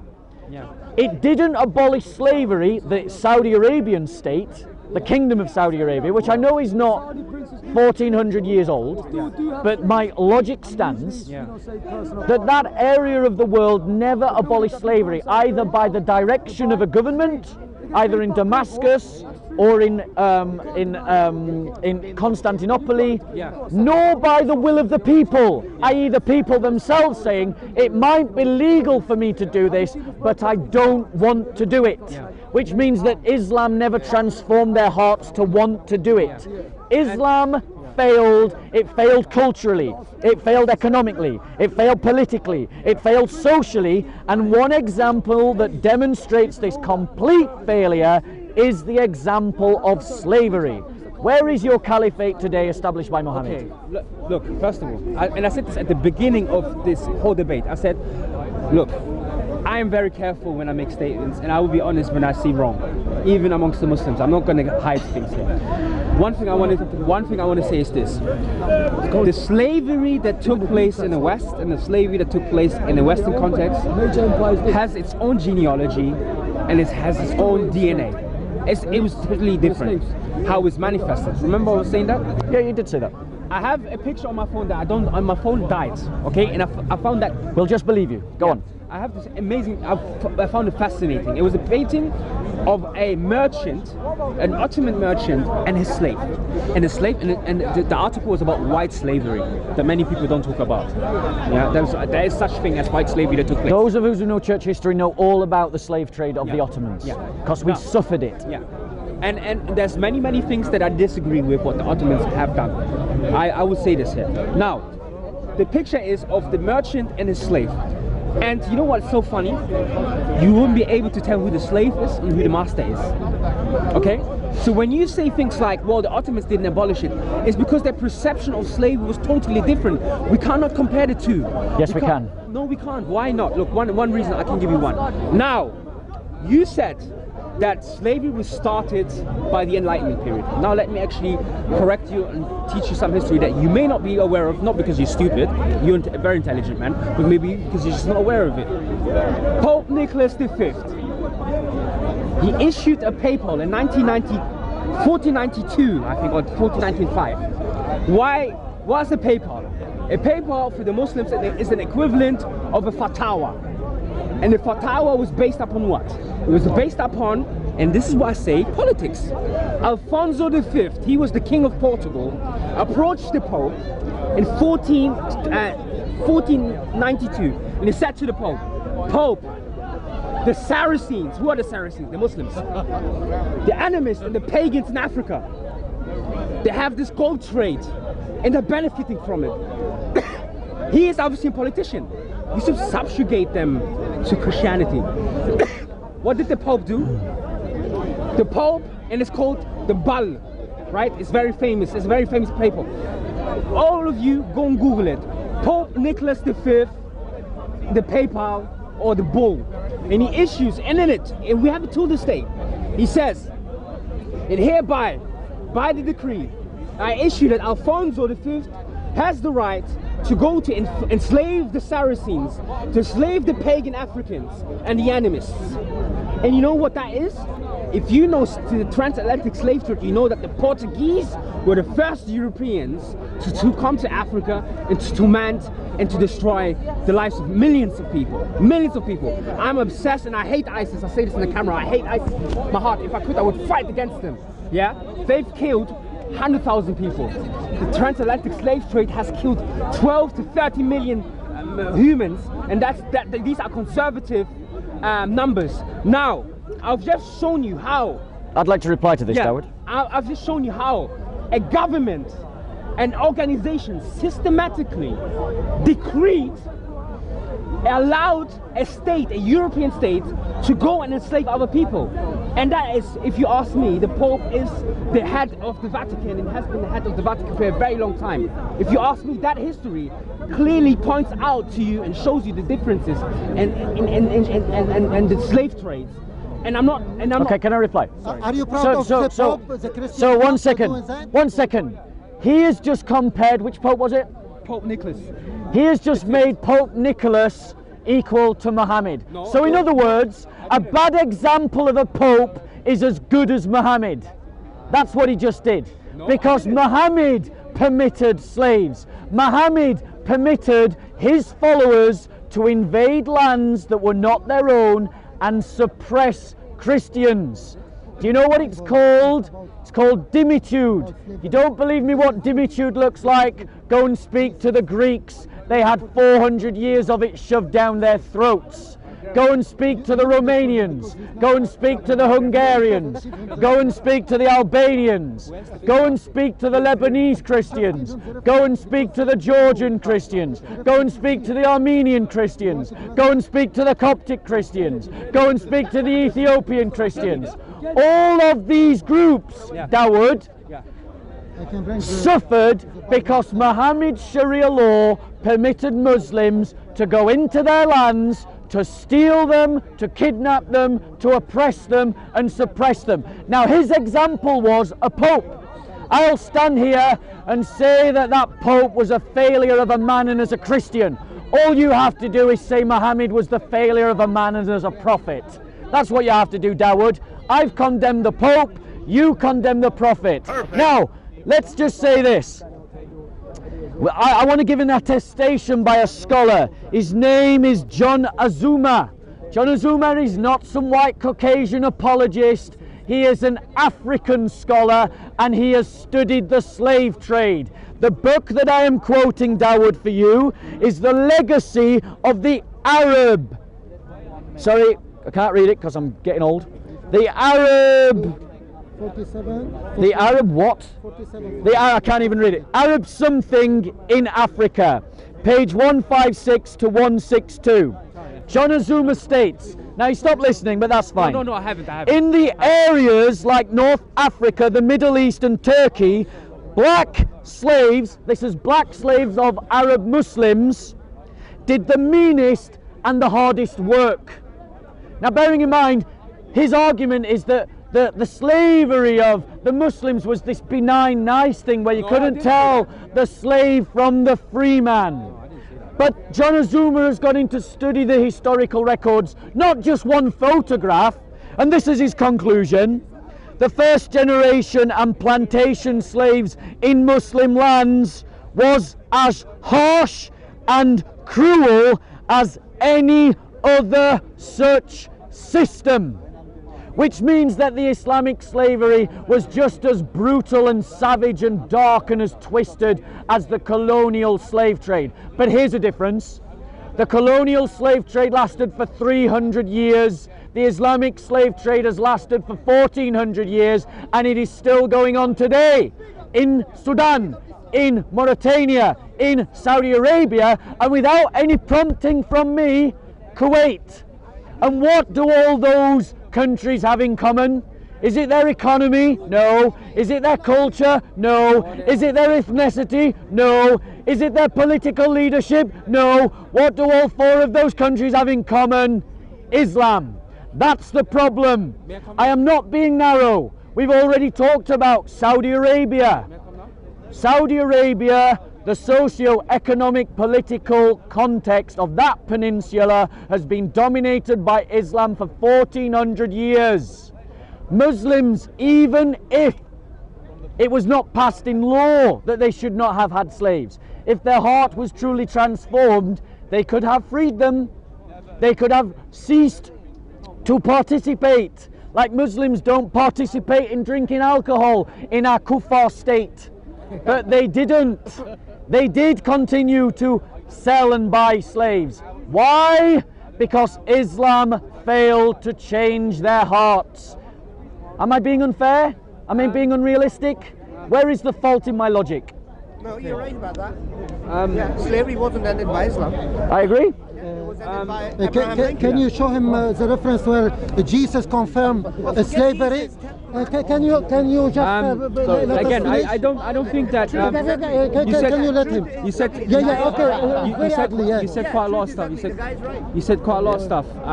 But then you said like, there's no similarities and. Well, let's deal with a point that's close to your counterpoint. Your counterpoint was I'm just focusing on religion. So deal with the example of the Arabian Peninsula, where Muslims could have just said, look, we're not participating in the slave trade, but did. Where Islam has dominated every aspect of that society, politically, economically, socially, morally, in every possible way, in art, in culture, in everything. Is it? It has.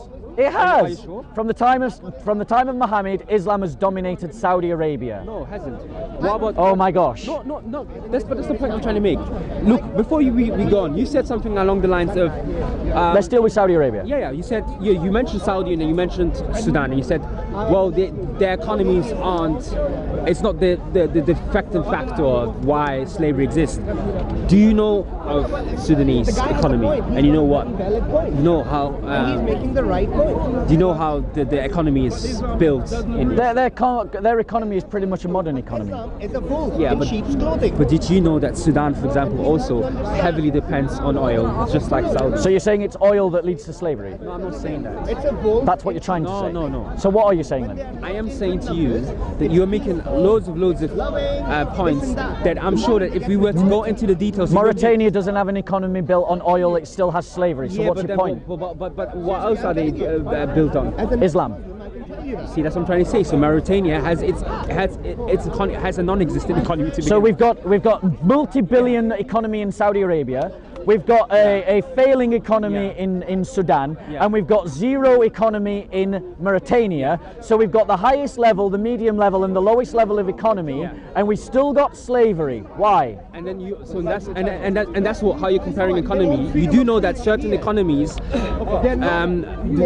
it doesn't matter how the GDP is. Daoud, go let on. me finish. That its manifestation, can create situations where certain things are viable to do. For example, let me tell you Mauritania and Saudi Arabia, those two.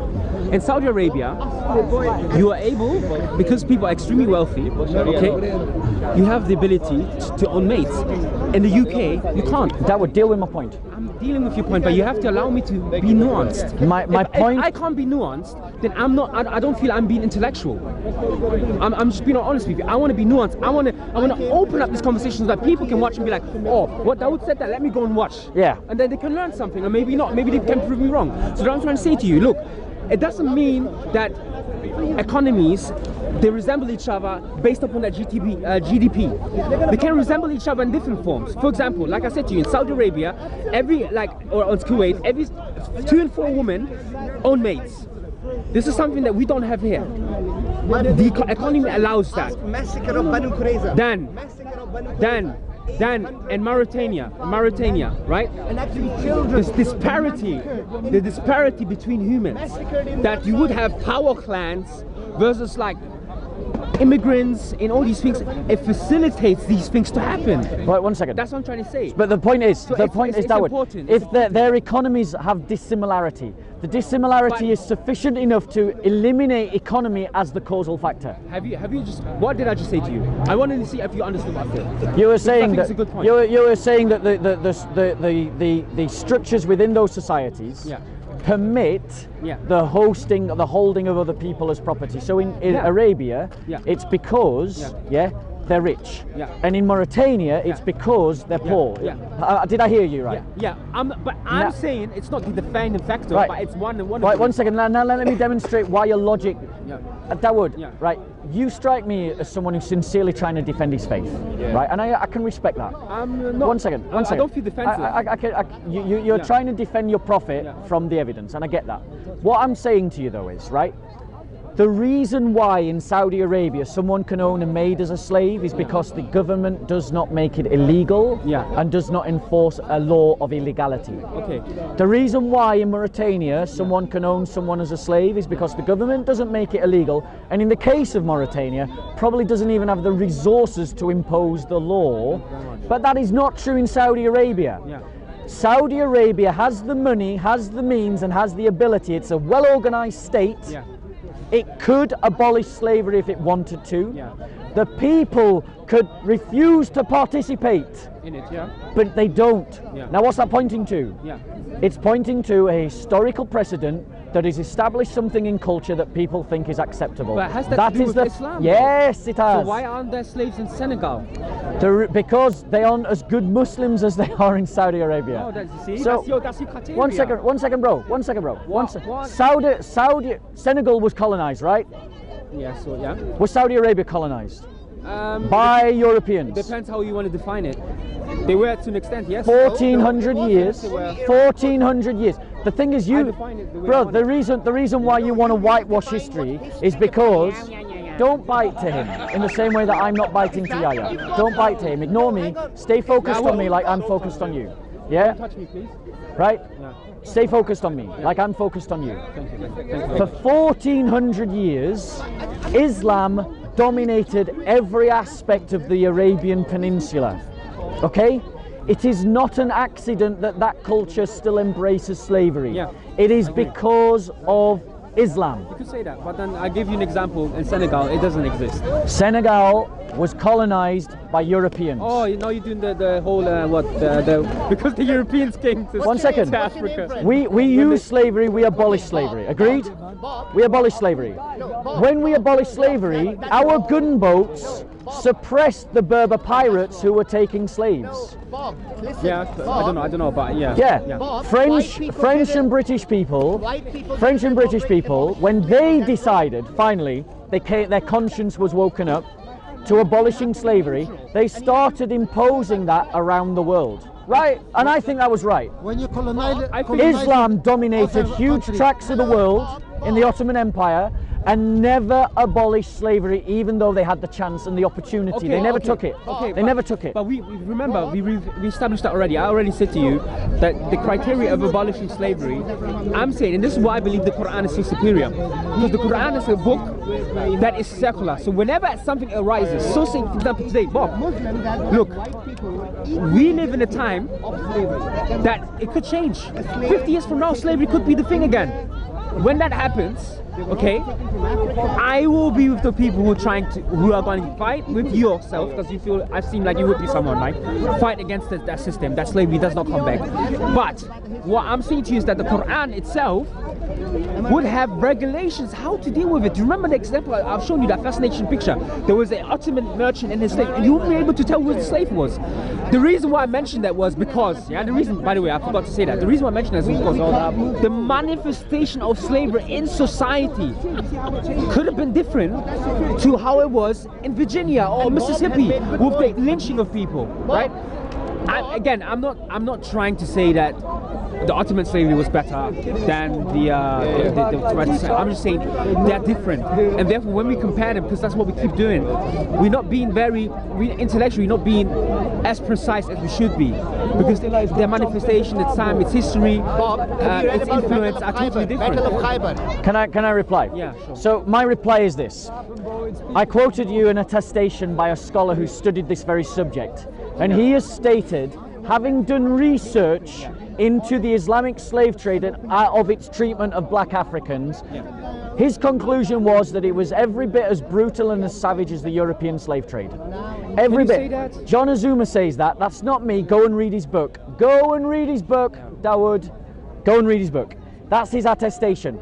Your argument is essentially based off a photo. Now, No, it was you're a on one snapshot second. of It's a snapshot, society, of but I'm society. giving you the attestation of a scholar who's done in-depth research into more than just pictures and into more than just one picture. Yeah. He's gone into the records, he's gone into the documents. So have I. Brother, the have I. end of the day is, Yeah. this is the choice that faces you, Daoud, right? Because I saw glimpses of the internal battle within you. I will lie. that you- I have no. one I'm second. not defensive. One second. I You, don't feel one ashamed, second, Daoud. but I am One nuanced, second, and Daoud. you don't like that. You say that, but you Yeah. had the opportunity to say on camera, the camera will testify to all of Yeah. this. You had the opportunity on camera to say that you were proud of the rights that Muhammad gave you. You And- declined to do so. No, I didn't. When I didn't. quoted Muhammad having bringing people back into slavery that were released, What did I and I say? quoted Sahih Dawood and Sahih al-Bukhari, your instinct was to distance yourself from your own literature and your own authorities because your conscience was telling you you don't want to be associated with that kind of man, and I don't blame you. Why do I have to So, affirm? one Why second, do I have to affirm? one second. It's like black and white with One you. second. Why do I have to affirm? One second, bro. Sorry. Right, I am saying to you Yeah. that you need to pick up the gospel, Yeah. you need to pick up the Bible, you need to read it for yourself, and you need to read it without all the lies of the Dawah team. You need to read it. There's loads of beautiful things in the Bible. There's loads of things in the Bible that I am amazed by. Have you got a Bible? I have a Bible at home. Okay. You got the wrong guy, brother. I'm not. That's fine. I don't have an inferior What I'm saying is, What I'm saying is, it's just how Daoud, it is. what I'm saying nuanced is, and you don't like it. What I'm saying is, Daoud, no, it's not about you being nuanced. It is because what's the definition of nuance? No, that's not about you being nuanced. I've got no problem with you being nuanced. Okay. I got no problem with you being nuanced. Okay, because that's what I'm doing. I'm not running away people will make their own judgment whether you wanted to distance yourself from Muhammad's example or not. I haven't. They can make their own judgment. I haven't. Daoud, let people make their own minds up. Let people make their own minds up. I've said what I've said you have, you said you haven't. Yeah. Let people watch the video, let them decide for themselves. Sure. But the fact of the matter is, what this is, and this is what I leave you with, right? And it's what I leave everyone who's listened to this debate all the way through, especially if you're Muslim. You need to ask yourself in good conscience, can I follow the example of Muhammad in everything that he did? And if you can't, it's time to find yourself a better example. And if you look at Jesus and you can follow him in every example that he did, then it's time to follow him. Right, 1 second. Look, you need to 12, pick up a Bible, 47, you need to read it for yourselves example. without the lies of the Dawah team, without the script that Muslims hear in the masjid, and you need to come to conclusions independent of the lies you're told about the Christian faith. Okay. First of all, he said to follow the Prophet Muhammad with everything he did. Look, our jurisprudence does not even allow us to do that. We can't even do that. Look, the Prophet Muhammad was for example, not allowed to take charity. Thank you. We are allowed to take charity, so we can't follow him in that. So this is what I'm trying to say. I feel like, again, I think you have huge potential, and the critique, some of the critique you brought up today was valid. I would say that. But I also say that because you make sweeping statements that are incorrect, and I showed you how incorrect you were. For example, the Enlightenment thing. You were like, oh, Enlightenment brought back slavery. I've shown you, and this everyone can go and research, in the 14th century that Pope Nicholas, who is, whether you like it or not, he is part of Christian history, who sanctioned a decree to Alfonso V to go and enslave Africans, in particular, Saracens, Muslims. Was that wrong? Huh? Well, what the Pope did, was it wrong? It was wrong, yeah, because I'm a Muslim. When Muhammad did it, was it wrong? No, it wasn't. Why so when the Pope does it, it's wrong, Yeah. but when Muhammad does it, it's right. Do you? You're essentially That's not the reason your why. defense. That's not the reason why. That's not the reason. Daoud, your Again, defense. Look, you can't. How are you commenting? How? Daoud, your Explain defense. to me. Explain to Go me, on. please. Go on. Explain to me. How in the hell are you commenting on something like Pope Nicholas? We don't even know he existed. Right. What you have to do now, first of all, is Let me reply. You have to go back and research yourself. Let me reply. Then rationalize it, and then you can say. So let me reply. You can't. Let me reply. You can't use him as that evidence. Oh, but you compare. No, I can, am and not I'm going to comparing explain him. why. I wasn't comparing Pope Nicholas, by the way, to the Prophet Muhammad. The reason why I brought up Pope Nicholas is because historically he said something incorrect. It had nothing to do with the Prophet. I will accept the correction. So what? Daoud is right. I am wrong. I am wrong. No... The reintroduction of slavery happened before the Enlightenment. But here's the problem. Dawoud's essential defense of the Prophet was, I'm a murderer, you're a murderer, so therefore I'm justified in being a murderer. No, that doesn't work. And he knows it doesn't work. Saying that if I am a liar and you are a liar, does that make it justified that I am a liar? If I am a murderer and you are a murderer, does it make it justified that I am a murderer? If I own slaves and you own slaves, does the fact that you own slaves make it right that I own slaves? You all heard it on camera. When Pope Nicholas allowed, because you did, when Pope Nicholas, and I've accepted the historical correction. I've accepted the historical correction. I'm comparing. Tell me why my comparison.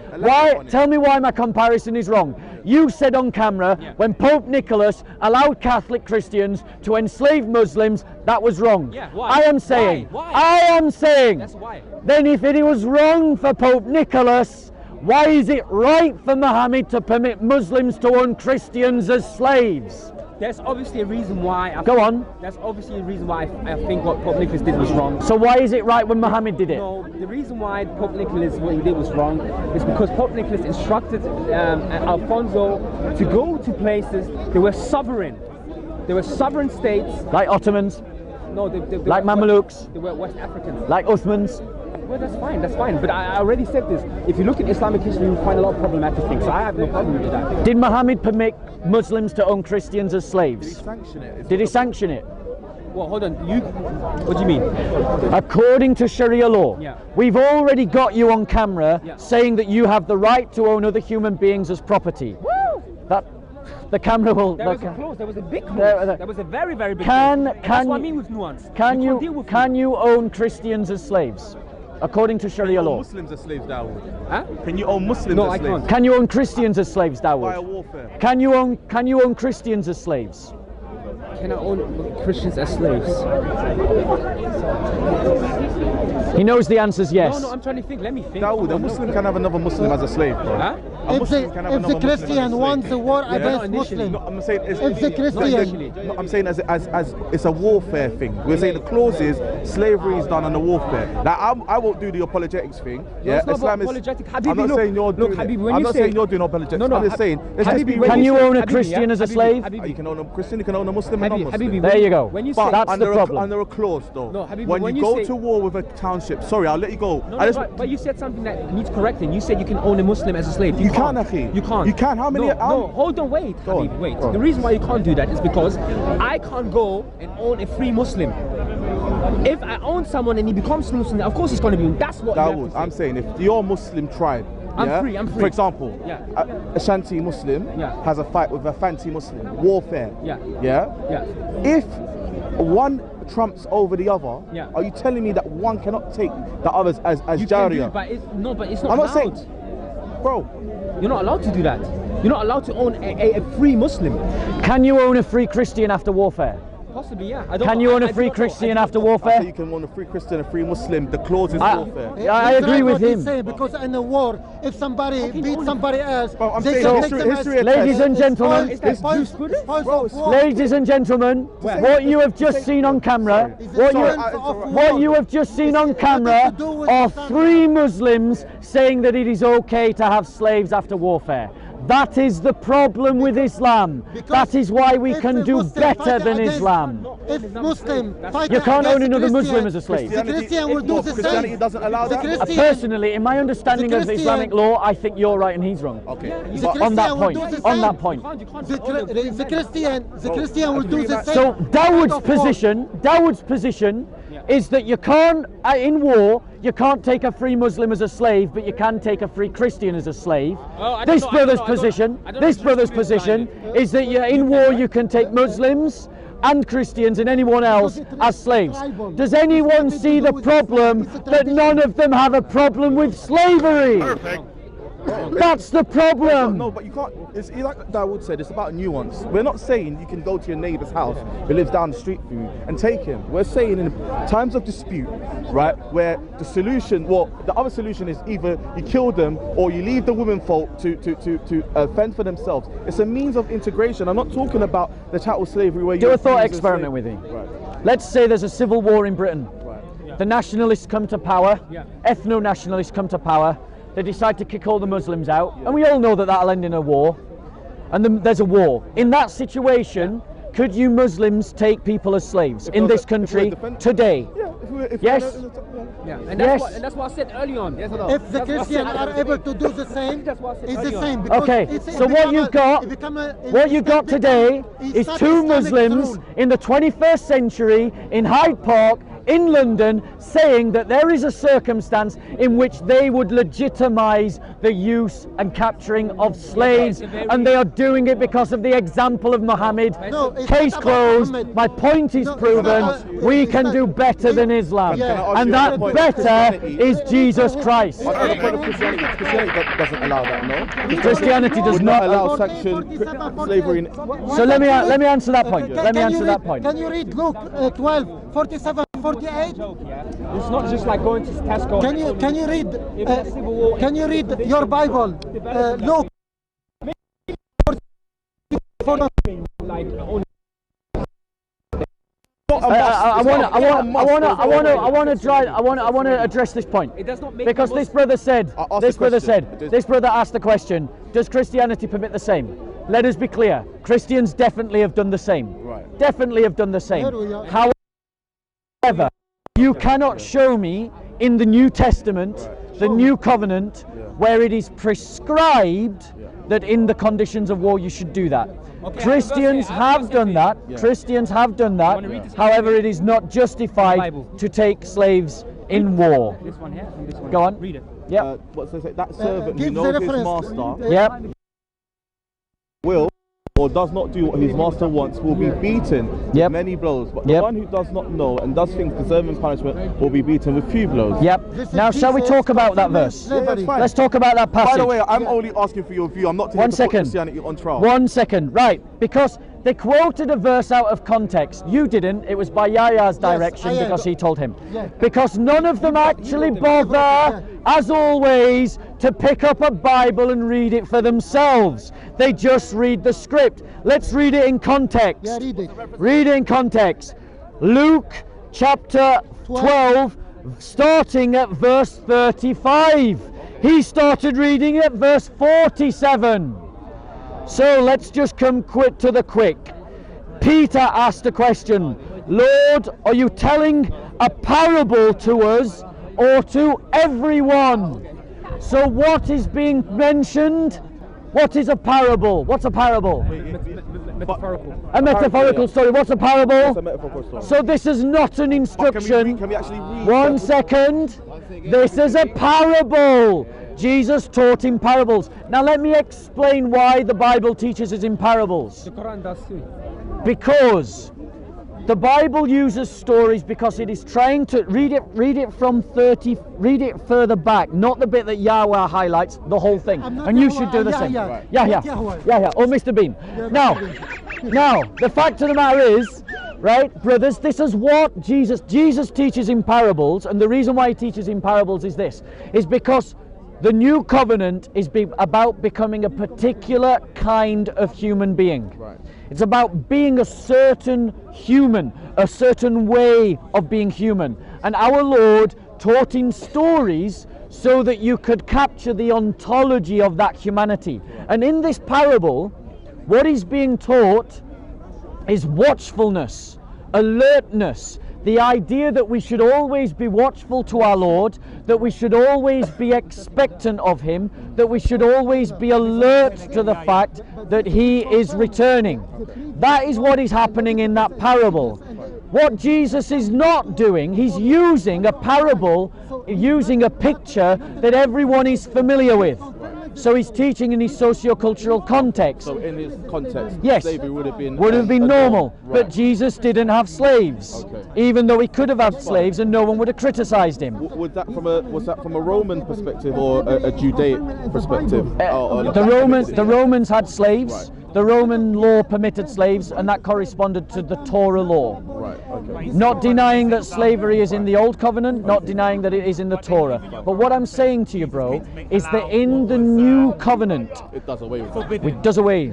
There's no sanctioning, no saying take slaves. Now let me ask you this question. To your heart, which is better? The idea that says you and I are equal in dignity and I can't own you as a possession and you can't own me as a possession, or the idea that says that we're not equal in dignity and you can own me in possession or I can own you in possession. so- Which of those two is better? In a utopic situation, I would say the one where neither of us own each other is better. But I agree. You mentioned the part about us being different in rights, or a class sort of system where you can own me. I'm For going. me, I believe Take care. I believe that in warfare it is only an option. I don't think it's mandatory or a must. And I believe that it's a way to integrate a foreign hostile entity into your own. Thank you. I don't believe in this like I said, this chattel style slavery where you oppress people and beat their backs and what have you. That's not the picture that I want. Although you can't, it's often hard to separate slavery from that because of past cases of where it's happened. Now I'm saying in a utopia, yeah, that'd be fine, but we don't live in a world where everyone is equal, everybody's treated equal. So although it might sound nice in a utopic thing, I'm saying as a very practical element of living in this day where warfare can happen any minute, I don't believe it is the better choice to not be able So to let me own ask you. slaves. Let me ask you this question. You said that it is optional, Yes. right? So if Muhammad is the best example, in a time when he could have been free of slaves. Yeah. I mean, we agree that Muhammad was in a position where if he had wanted to, he could have been free of all slaves. He could have been free of all slaves. But Correct. He did slaves. He did have slaves. Did he sell slaves? He did, I don't know about selling slaves, but like, as in, are you talking about, did he have an occasion where he did, or was that an occupation of his? There were occasions when he did. There was an occasion where he did, yes. Right. So Muhammad had slaves, he sold slaves. Did he he also allow freed them as did he well. allow his followers to have slaves? The Quran doesn't forbid it. So that's a yes. No. The Quran not forbidding it doesn't mean it employs you to do so. Right. So it's a social context was that slavery was a norm, and the Quran you're saying it's an option. Right. But the point is, your best example, even though he could have chosen not to have slaves, decided to have slaves. And don't say he was bound by economy. No. One second. Wait, one second. go on. Because Jesus Christ lived 2,000 years ago when slavery was normal. He could have had a slave and he never did. Yeah, that's fine. But so could have the apostles, and they never did. But did Jesus Christ ever rebuke those people who owned slaves not to? I don't know of any recollection in the Bible where I can find that. But that's besides That's the point. a fair point. Allow me to address that. Remember how the Bible works? The Bible works in stories. We had that parable about being watchfulness. Yeah. So I want to try and give you a way to read the Bible, and everyone else by extension. Yeah. The way to read the Bible is you look at the stories of the Bible, and you try to see what kind of humanity is being presented to you. Fine. Right? You meditate on what are those, what is that kind of humanity. Right. The scriptures describe for us a kind of human. And that human is meant to be generous in heart, is meant to be selfless in conduct, humble in expectation and attitude. He's meant to be someone who seeks to serve, seeks to love, bases his life on hope, bases his life on faith, is watchful towards his Lord, is obedient towards his Lord, seeks to serve his Lord. He bases his life and conduct on love. This is the kind of humanity that you see in those Gospels. Now, if you are that kind of person who's generous in heart, loving, hopeful, is someone who seeks justice, is that kind of situation, bearing in mind that you've got this context of people being made in the image of God, this biblical understanding, in that kind of context, does it facilitate slavery, or does it go against the culture of slavery? I wouldn't say it facilitates it, but I wouldn't also go as far as to say that it fully negates it. One of the things I was thinking of when you were talking is let's say there was a mass manumission of slaves. You mean like when William Wilberforce and the British Empire released slaves? Because it was getting on top for them, and it was going to turn into a situation which they wouldn't have been able to handle. They didn't do it out of the kindness of their hearts. But William Wilberforce... Or when William the Conqueror abolished slavery in the 11th century England. I didn't know that happened, but there you go. Why did William Wilberforce abolish slavery in the 11th century? You told me. I don't know why he did that. It was because it couldn't be the case that a Christian could own another Christian as a slave.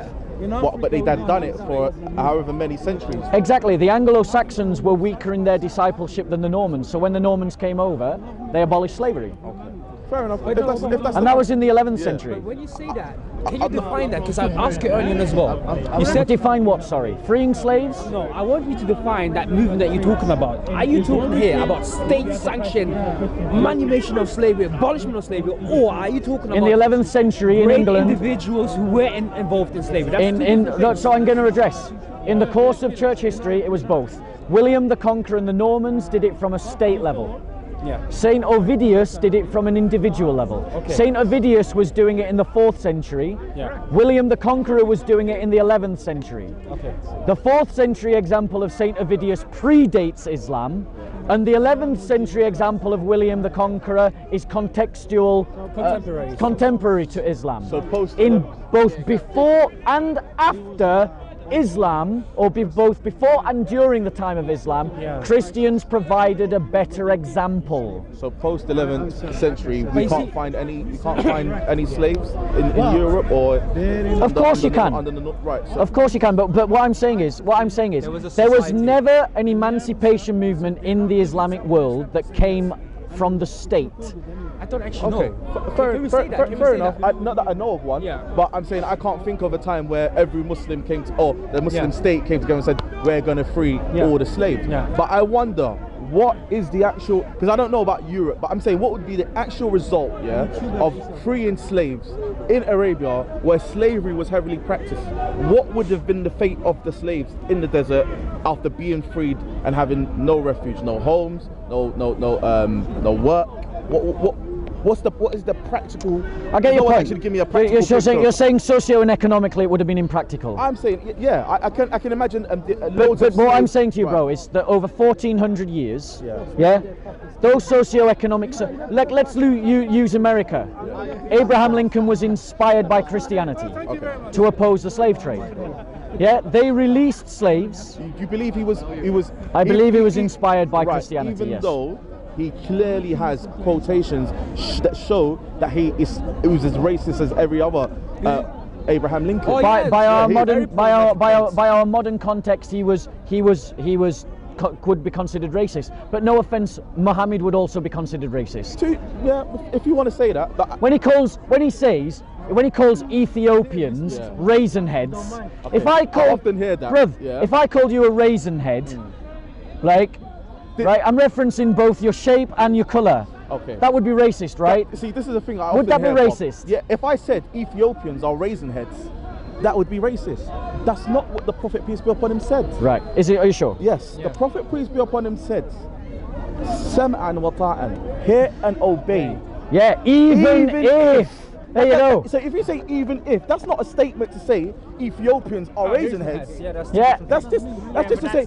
Look, no, it's not racist. Okay, one of the two. Let me answer. One of the two factors you have to understand is Ethiopians within that Hijazi region. I gotta go in 10 minutes, by the way. Sure. Ethiopians in that Hijazi region, generally known for being the slave class, right? Yeah. And then they also, generally speaking, the Arabs had racism in them. So they did, at a certain point in their time, they did look down upon being black. Yeah. So the Prophet here is not urging slavery. What he's urging is hear and obey the leader, no matter if he's repugnant to you, no matter if he comes from a slave class which you don't like, no matter what it is about him, I get as long as he rules you by the book of Allah. You've just said, you've just made the same problem that he made. To defend Muhammad, he quoted a pope who permitted slavery. If you simply say, yes, you did. If you simply say,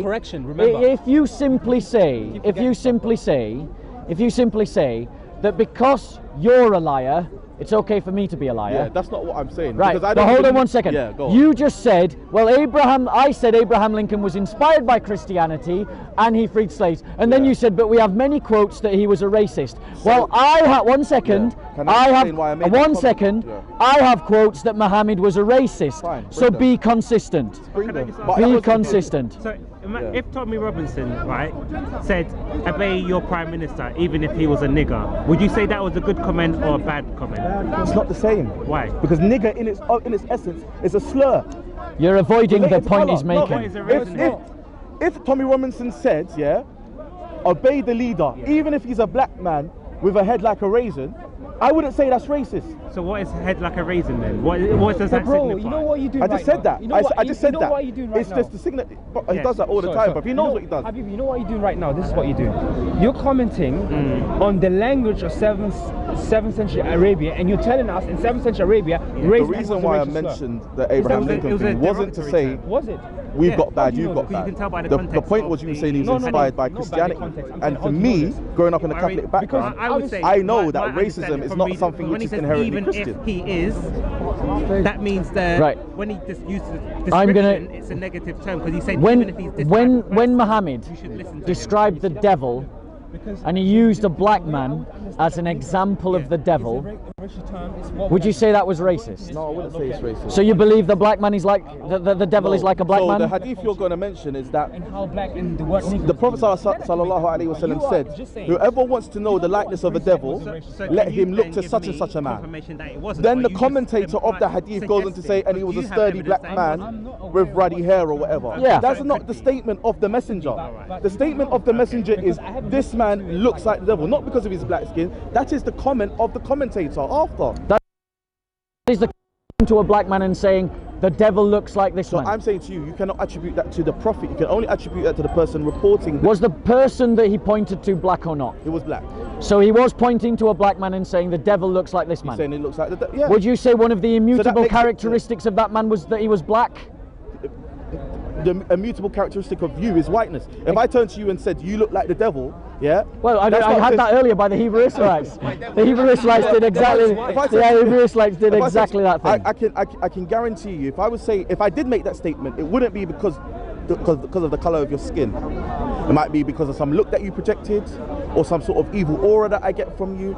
I'm not even beginning to insinuate what the prophet meant.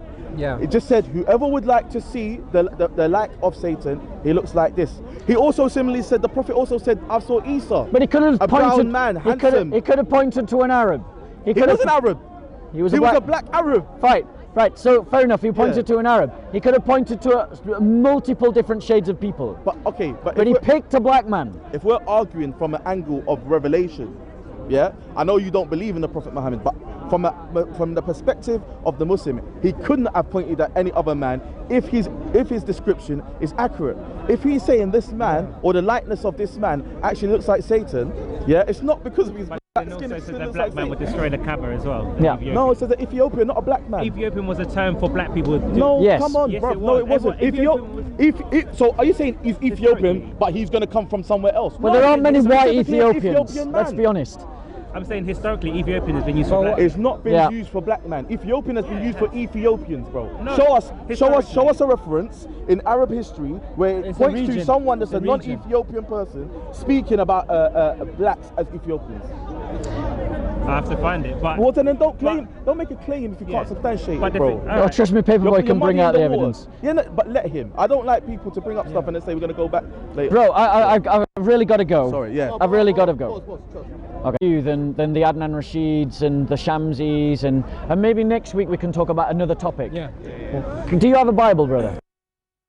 I Encourage you both to read it, and what I would suggest to you, you have a read of it, not for the sake of finding fault. I wouldn't do Pick a passage that you want to read and you want to discuss, and the next time I'm here, come and grab me, right? And we will sit down and we'll go through that passage and discuss it like intelligent people. But you see, me and Eesa, we're a bit different. You see, me and Eesa, sometimes we talk about verses in the Bible that amazes The thing us. is, even when you talked Yeah. about watchfulness, Yeah. there's nothing I disagreed with. Yeah. But the thing is, Yeah, I think all as of it well- is, all of it resonates. Yeah. So it's the issue is not the teachings of Christ. Yeah.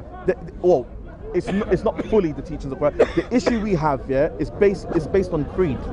Yeah. That's the issue we have, or that's the issue I have at least, coming from. And I say it not to make it a validation, but I'm saying Yeah. my background was someone who grew up in the Roman Catholic Church. Yep. So my issues are creedal. And I would say to you that because the reason why I became a Christian was because a Muslim tried to convert me to Islam. Okay. And I listed 9 of the reasons today as to why I rejected Islam. Yeah. And you can watch the video because it's like I'm not going to go back through all 9. Yeah. But and then the brother jumped in on one of those reasons, and we've discussed it, and we've touched on the various other ones. But what I find is that many of the reasons given by Muslims to reject Christianity all apply to Islam. Christians disagree about which books are in the Bible. Muslims disagree about which hadiths to trust. Christians have textual variants in their manuscripts in the Bible. Muslims have textual variants in the Quran.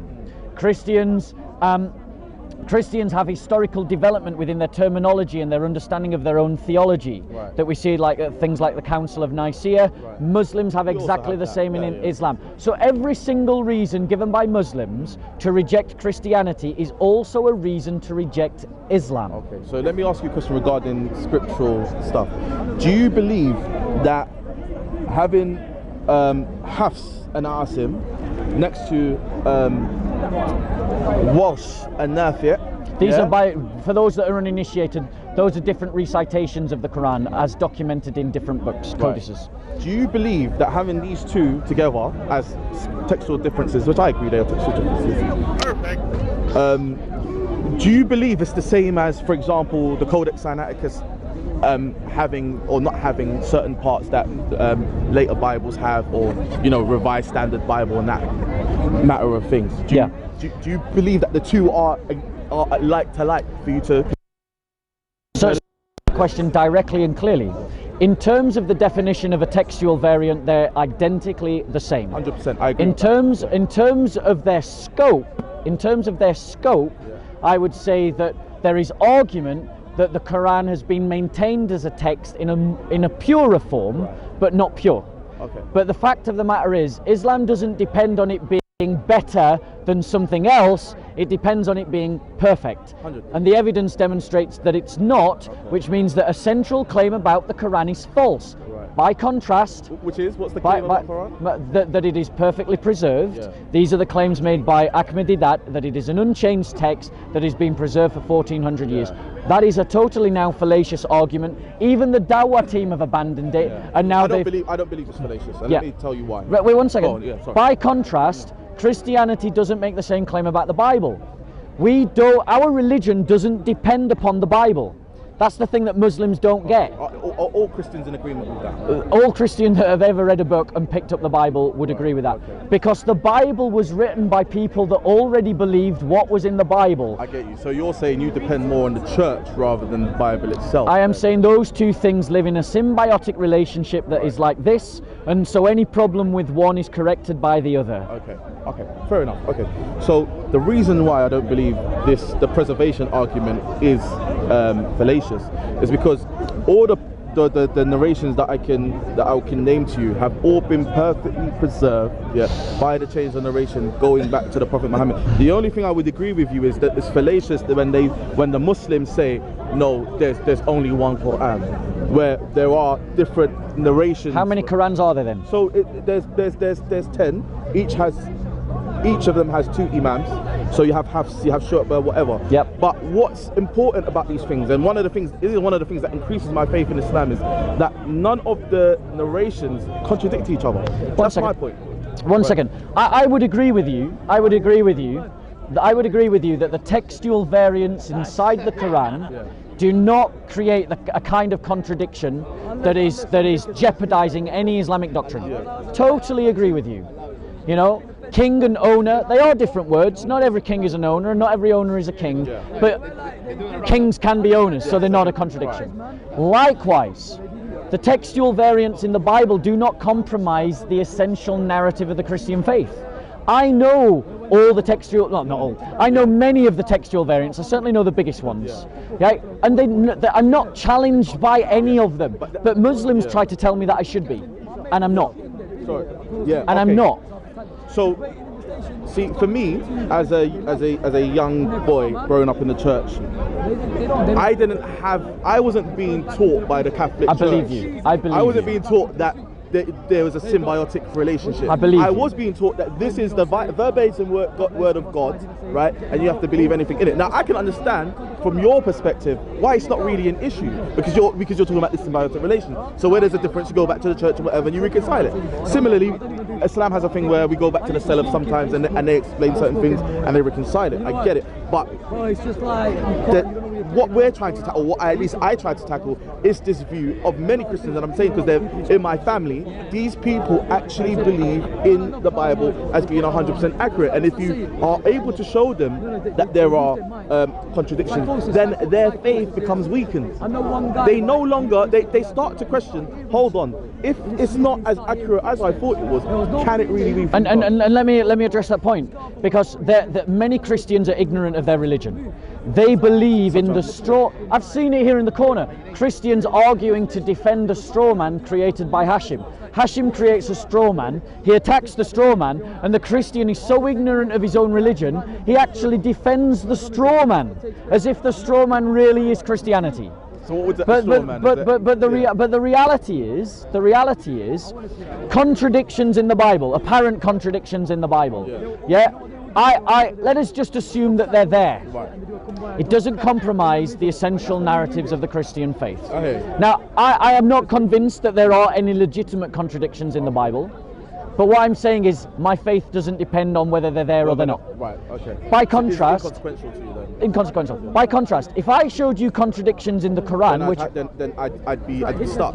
then what I suggest is the next time I'm here, I'll bring my Quran because I've looked for it and I haven't got it, and let's go through what I think are contradictions in the Quran. Cool. And if I can show you real contradictions in the Quran, I have to revise my faith. will you have the courage to revise your faith? I definitely have to. I'd have no other option but to do so. All right, then let's do that.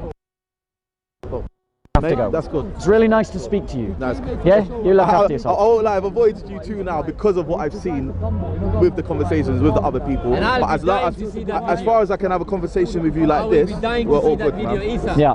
So let's do that. Yeah. Yeah, because I think that you're sincere in comparison to the Dawah team. Yeah, the Dawah team are insincere people. I think you're sincere, and I think that when you see the evidence, you will probably have the courage to follow the evidence where it leads you. I'd have to, man. There's no point in being wrong and strong. So. Amen. Anyway, good night. God bless. Very briefly, yes. So I'm just going to do a quick wrap up and then I'm going to go. At the beginning of this very long episode, I gave 9 reasons why I rejected Islam and stood by Christianity. 9 reasons, of which one of those reasons was the example of Muhammad, the failure of the caliphate, the failure of Islam, and the inconsistency of the hadith literature and the ideas surrounding it. And then a Muslim came and spoke to me and we've had this big long debate. And you have seen on camera today in the 21st century Muslims arguing for slavery. Muslims defending the right to have slaves and saying that there are contexts in which they could take slaves. You have seen on camera those same Muslims trying to distance themselves from the worst episodes recounted in the hadiths about Muhammad. By contrast, I have not been ashamed of anything that Jesus said or did, even when they misquoted my Lord. It was very obvious that they were taking his words out of context and that they don't understand the Christian.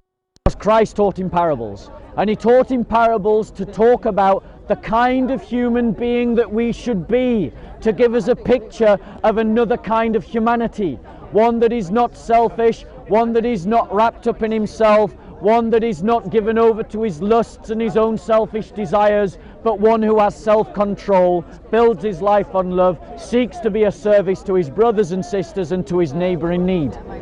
The choice is very simple. Try to follow a failed experiment called the Caliphate that we've already seen has failed in history, or be part of a community that has stood the test of time and still stands 2,000 years despite the fact that there has been countless ideologies trying to destroy it. We Europeans destroyed the Caliphate. Tick to us, we win, they lost. That's a fact of history. We carved up the Caliphate like a Christmas cake and then we ate it up and turned it into our colonies. That's how great Islam is. It couldn't even defend itself from us. But the church, the Europeans, the same Europeans who destroyed the Caliphate also tried to destroy the church and they failed.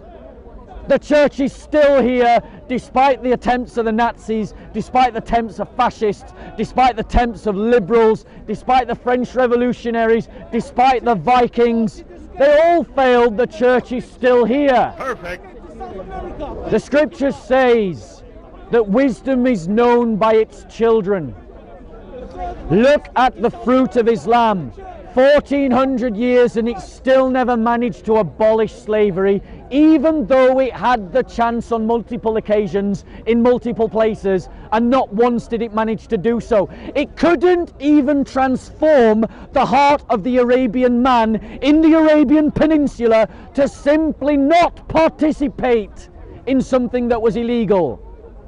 In something that was legal. And let's not pretend that Muslims can't do that, because they do it with bacon and alcohol all of the time. So if they can do it with bacon and alcohol, why can't they do it with slaves and human beings? Why? Because in Islam, one of those things is forbidden and the other is permissible. Excellent. By contrast, The Christian ontology is one that says that human beings I should serve, I should honor, I should uplift, I should have a generous heart and a generous spirit. That is counter-cultural to a culture of slavery, which is why for 2,000 years Christians with variable different degrees of success have fought against the slave trade. Sometimes they have succeeded and sometimes they have failed, but there is a witness all the way through history. In conclusion, the choice that you have to face is this: do you want to follow Jesus Christ or do you want to follow Muhammad? And I offer to you our Lord Jesus Christ as better than Sharia law. Good night and God bless.